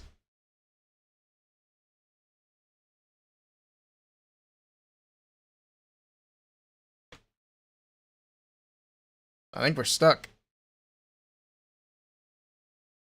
EA before that. I see. Alright. Oh, the attack's already underway. What's going on? Alright. we seem to be having some technical difficulties. That RC charge is already 40 seconds in almost. All right, well, let's see what Ramirez can do as the RC is pushing her way into the core of the base. Gigabomb's going to go off, but he's got the other invis there. He's got 3 more invis. He's definitely going to get the town hall down. I mean, we missed it, but man, this RC charge is looking really good. And he's got dragons to back it up. Down goes the town hall. Down goes the RC. All right, Queen is in. She'll deal with these ice golems here. Siege barracks as well. Got the furnace on defense. Is he going to poison up there? No, he didn't bring a poison. Never mind. So he's just going to have to deal with the fire mites. In the meantime, we got the dragons from the top side of the base. So this is the style of dragon attack I was talking about earlier today, which we actually hadn't seen until now, where you have a hero, either the king or the queen, with the siege barracks on one side of the base, and then the dragons on the other side of the base. So we'll see how it plays out, but this has been a strong approach with the dragons here lately. Of course, we got a minute and a half. That was a pretty long spirit walk with the royal champion, but we'll see. She got really good value as well, so it might not be a problem. All right, dragons are still making their way through. We still got some mites from the furnace making their way, but the dragons will take care of that. There we go. Queen moving along the bottom side of the base. Looks like he's got furnaces out of his clan castle as well, which is another thing we've been seeing with this same attack strategy. So we can see all the fire mites out of the CC making their way through, getting some storages. But where'd the dragons go on the top side? Because I kind of looked away. I stopped paying attention. I looked back. Dragons are gone. Warden's gone. Prince is gone. The queen is gone, and this one is going to fall just a bit short here for Ramirez. Oof, good try, but not what Tribe Gaming needed here. So Vatic will maintain the lead after the second round of attacks. And these little fire guys out of the furnace are doing a decent job. They're going to grab the air defense, so that'll be another percentage here, but I think it's going to be it. We got an archer at the top side, just kidding, 89%. It's still going to be close. Very nice try. D&E Sporting before that, and that's the whole history. Nice. Yeah, I remember seeing him. I think V&E Sporting, he really popped off. Oh, and CMG EA, yeah. Well, I mean, that kind of goes with EA. He's been with some pretty solid groups, that's for sure. That makes you very unhappy? Oh no. Do we have an active scoreboard? Let's see.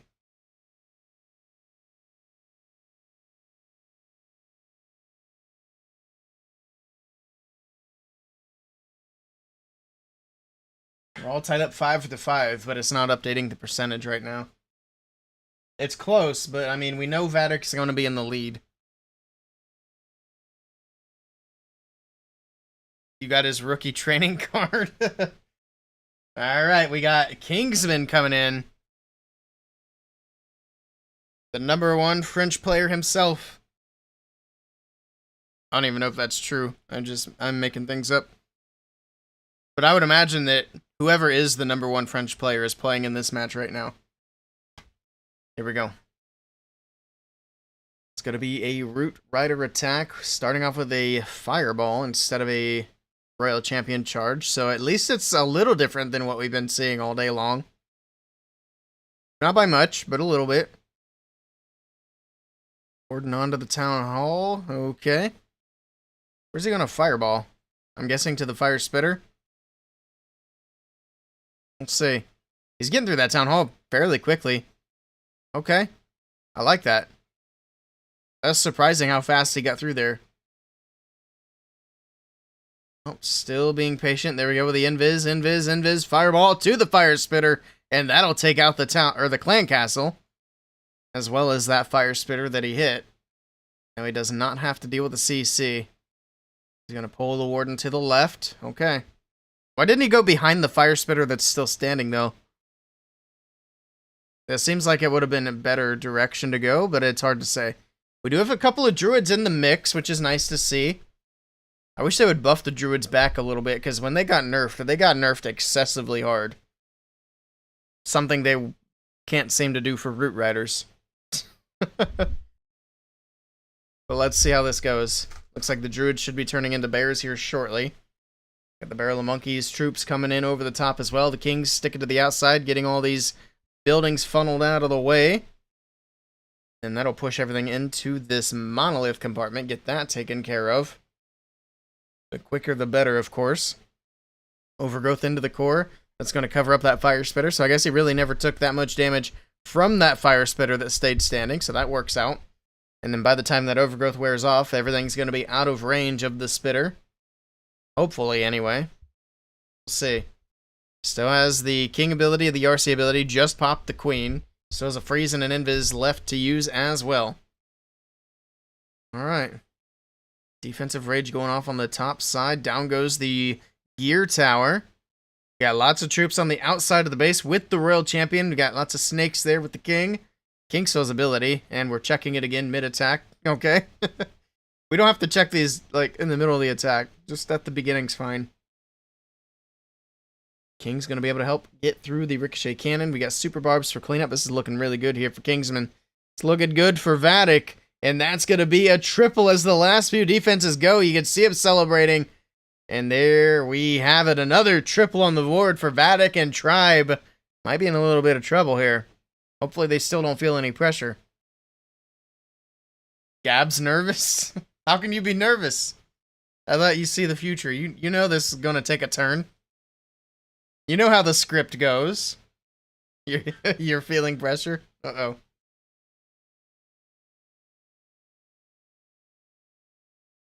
This is not what you paid them to do. Oh, no.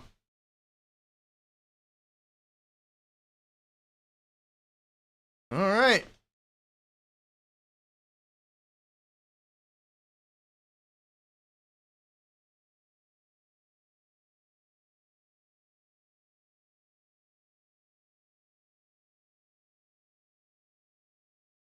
I think the overgrowth spell got nerfed at some point, because it used to last longer, for sure. It's actually been surprising how quickly the overgrowth has been wearing off.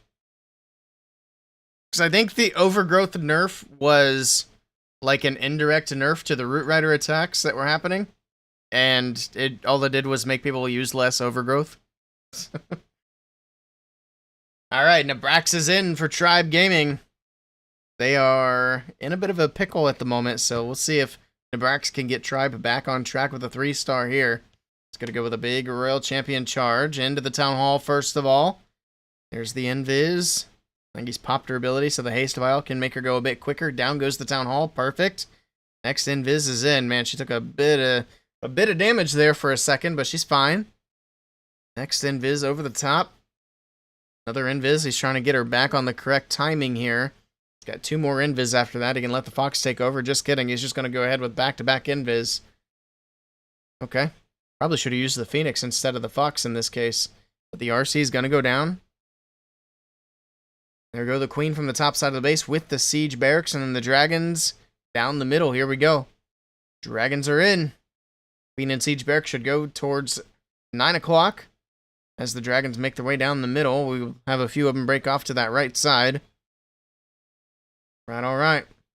We have the Prince in the mix as well. Here we go. Gotta get through that monolith sooner rather than later. He does have an Invis left if he wants to use it. Prince ability going off, slowing things down through the middle. A rage spell leading in towards that monolith here. There we go. Alright, Ice Golems on defense are going to freeze things up for just a bit. It's actually going to pull these dragons up to the top side. Hopefully not too far out of the base. We'll see. I think they should be fine there. They're still going to path down towards that enemy Prince. So they need to get that out of the way. They need to get that gear tower out of the way. We still have an air defense and a multi-archer tower on the back end of the base. Tesla farm on the right side. Alright, Tornado Trap's going to spin things around. Prince with the Invis gets through the air defense. It's not looking too bad here for Nabrax. We have one King fighting that dragon on the top right side of the base. Luckily for him, though, no defenses, so he can just kind of take his time and take out the enemy King. We still have a Yeti and a few other troops here in the bag to use for the back end as well. Alright. There's the Yeti. Ricochet Cannon gets some damage onto the Queen. Queen's going to help take care of the cannon. Maybe. There we go. Finally takes it down. Hopefully that Yeti can get out in front of the Queen and do a little bit of tanking for her. Everything's starting to fizzle out, though. We do still have Sneezy making the booze. There's another one coming out. Couple of balloons in the bag. He's just being patient with these last few troops. Valkyrie moving in. Baby Dragon for the Tesla. Takes it out. I think he's got it. 17 seconds, though. Time is going to be a factor. We got 2 storages left. That first one's low. Queen chasing the enemy queen. Down she goes. Tesla and storage is going to be the last thing. And there we go. The storage was low, and that's a triple for Tribe Gaming. You can see the Brax is celebrating. They are still alive in this match. That was close. If those storages weren't low, he was screwed. But he got it. Your heart, it hurts. It's a good match. This is the closest one we've had so far. So we're going to be tied up at 8 stars apiece. It's going to be 57.8 to 58.6. So Vatic have the lead by percentage.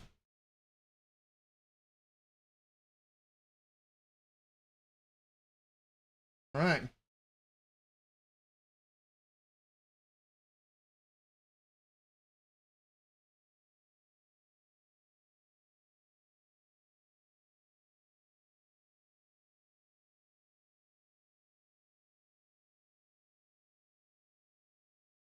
Let's see what is next. We got Rikirez getting attacked by Tryhard. This is a very close match. This is very much anybody's game right now.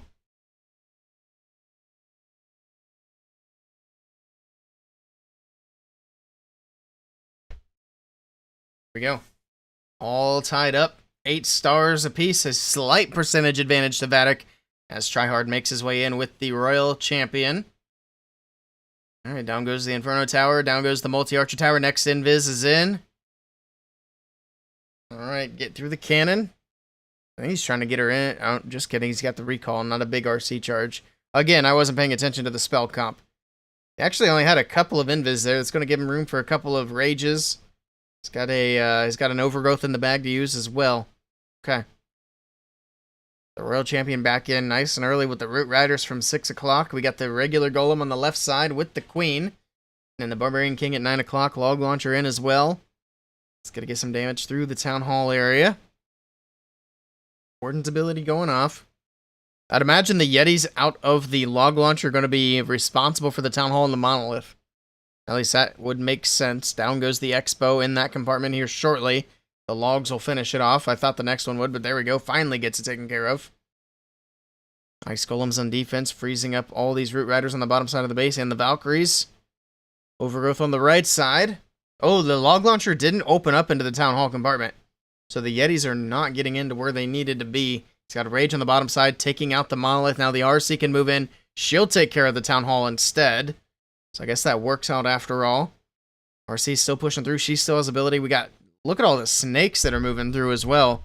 The snake bracelet's actually kind of good. I mean, that's a lot of extra support for these heroes as they make their way through, distracting and getting a little extra damage on all these buildings as well.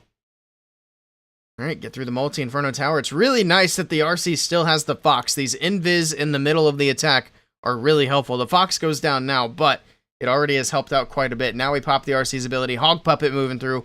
Get through the Ricochet Cannon. Do we have enough, though, for Tryhard to get through these last few defenses? Guess we're about to find out. Gigabomb going off. It's going to hit the Warden here. We still have the Giant moving through, but the heroes have pretty much gone down. We got the Queen still alive, though. We already lost the Warden, the Prince, and the King. Can the Queen clutch it up here? We got to get through that Scatter Shot, and that Ricochet Cannon's going to be huge here on the backside, but the Yetis are also going to be huge as they make their way here towards the back end of the base. The Yeti Mites are hopping through, and it's going to be a triple yet again for Vatic, which means they are guaranteed to maintain the lead in the next round of attacks. Nicely done to Tryhard. So Tribe Gaming have got to keep up. They got to get another triple on the board.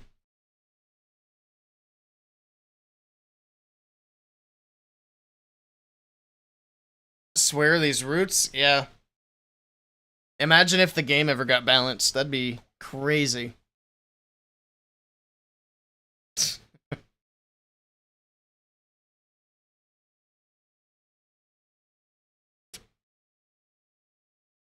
Oh no, indeed.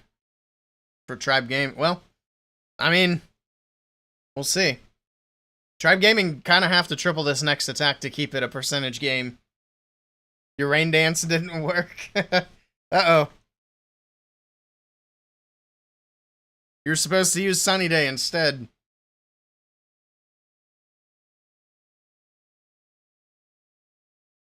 Game was balanced at Town Hall 13 and early Town Hall 14. It was a pretty good balance at Town Hall 15, too. Supercell used to do a really good job. Well, not a really good job, but they used to do a better job of balancing the game until Town Hall 16 hit. And then I don't know what happened there. Town Hall 15 was Sarch everywhere. That's true. But the variety was still a lot better than what it used to be.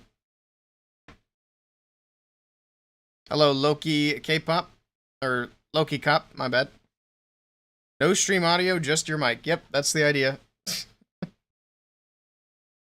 You're not supposed to hear the other guys talking. You should hear some game sound, though. So if that's not coming through, let me know. But here we go. We got Kronos coming in. It's going to be another Root Rider attack for Tribe Gaming. Alright, get through the Ricochet Cannon. Next Invis is down. The boots will finish the cannon. There we go. Get through the multi-Inferno Tower as well. The recall to pull the Royal Champion out of there.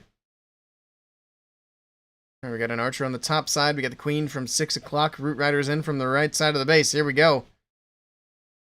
Got some healers making their way in. Got the barrel of monkeys to help support the Root Riders moving through the middle of the base. Alright.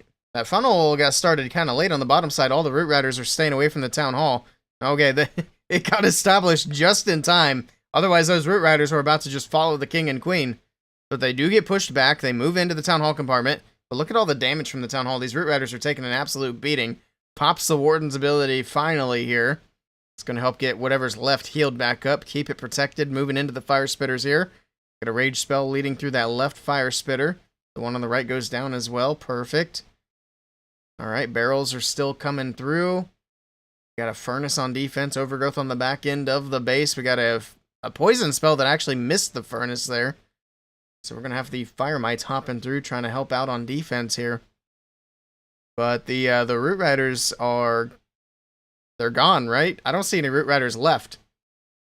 We're still clicking hero abilities, or checking hero equipment midway through the attack. It's very distracting.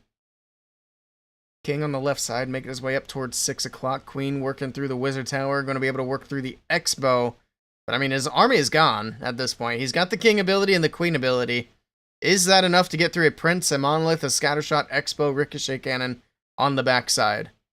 Probably not. I'm going to be honest. I'm not feeling real confident about the rest of this attack. Let's pop the Queen's ability so the clones can help get through the Prince quickly. The Giant's going to do a nice job tanking. We're going to get through the Monolith. Maybe this still has a chance. I think he might have it. It's going to be close. The X-Bow and the cannon still stuck on that Giant. That Giant's actually kind of crazy. Especially considering in hard mode, the equipment's not max level. The Clone Queens go down. The Yetis are getting taken down by the cannon, but the Yeti Mites finish it off. Queen's moving through. I think he's actually... 12 seconds left, though. The time's going to be an issue. It's going to be a time fail. Oh, he doesn't get that storage on the bottom side of the base. The Yeti... It's not going to be enough time. Good try to Kronos. But a 96% time fail. And that storage was low. Good try, good try. But that means Vatic are going to have a 1-star lead going into the last round of attacks.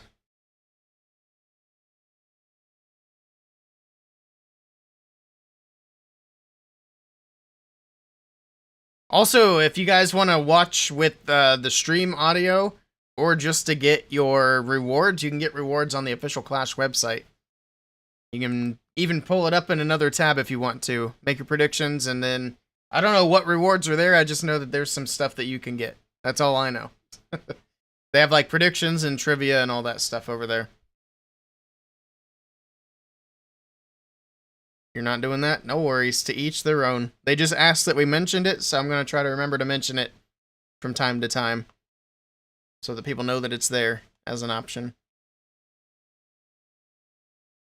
Next one is a 1-star. I mean, That would definitely change things. But here we go.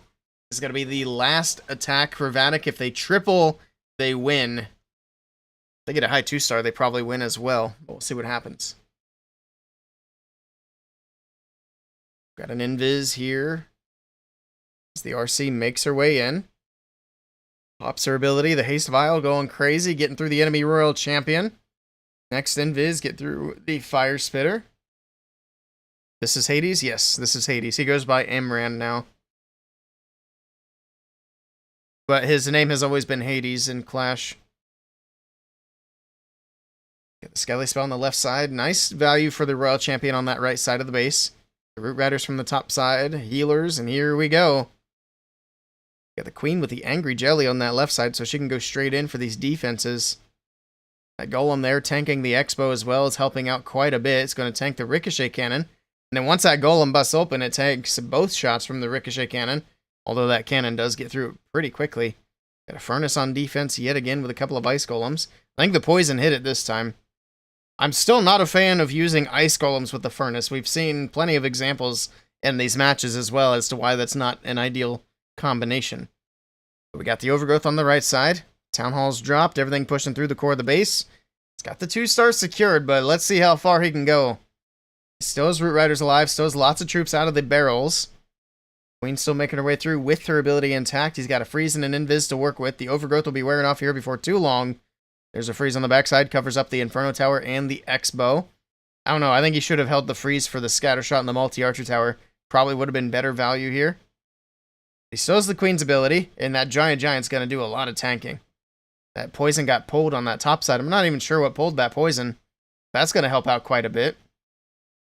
Alright, still making his way through. He still has the Royal Champion. She's healthy. I think this is looking good. He's got a lot left over. And he's celebrating. You can see they're excited. And that's going to be another triple. And that's going to be a victory here for Vatic. Which means Tribe Gaming are going to the lower bracket. We got a lot of big teams in the lower bracket today. And now Tribe Gaming is going to join them. Very nicely done to Hades, a.k.a. Imran. And Gab loses all of his channel points. Also, I told you the Vatic guys are all going to be hooked up in Vatic jerseys. That's where Tribe messed up. They had 2 players without Tribe jerseys on, so I mean, you gotta hook your players up with the merch. Nicely done to Vatic. Beautifully done. 14 stars. Yeah, they killed it this time. I said at the start of the stream, Vatic was my favorite team to get the golden ticket this weekend. So that was my overall prediction. We'll see. At the moment, it's looking pretty good. Let's go ahead and pay out some points.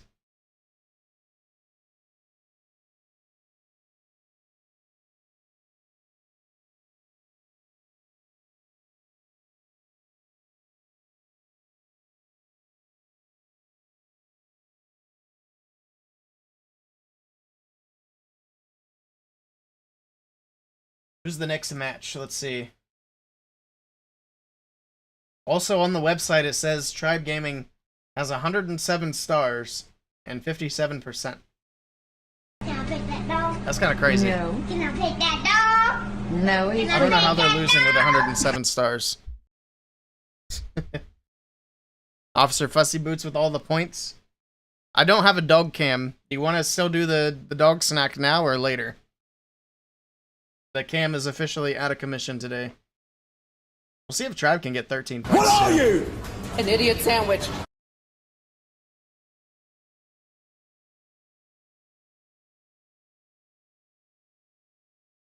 I can do the snack without the cam, or I can give you the points back and we can do it later. It's up to you. Later? Gotcha.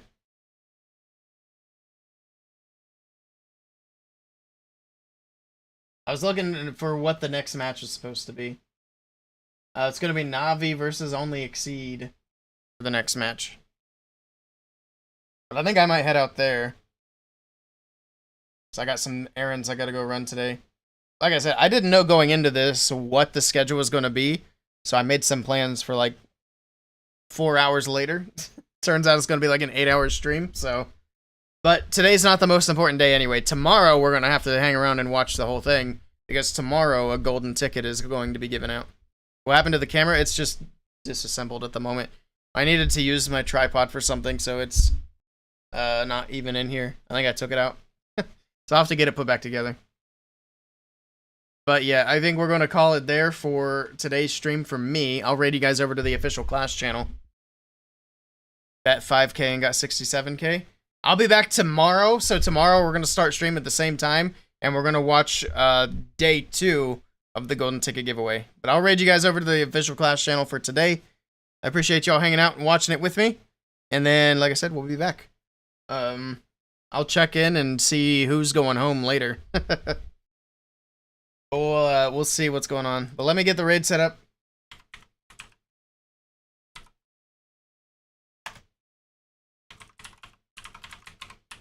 It's just Clash of Clans, right? Double check the main channel. Are they not live on Twitch? Oh, there they are. I was gonna say. Alright, let's get the raid going. Thank you guys for hanging out. I'll be back tomorrow, and tomorrow we'll watch the whole day. Today, I wasn't really sure what the schedule was going to be, so like I said, I kind of made some plans. But I hope you guys have a great rest of your day. Enjoy the rest of the matches, and I'll catch you all later. Until then, take care. See ya. Oh, I forgot to change the stinger, too. I'll change it for tomorrow. See ya.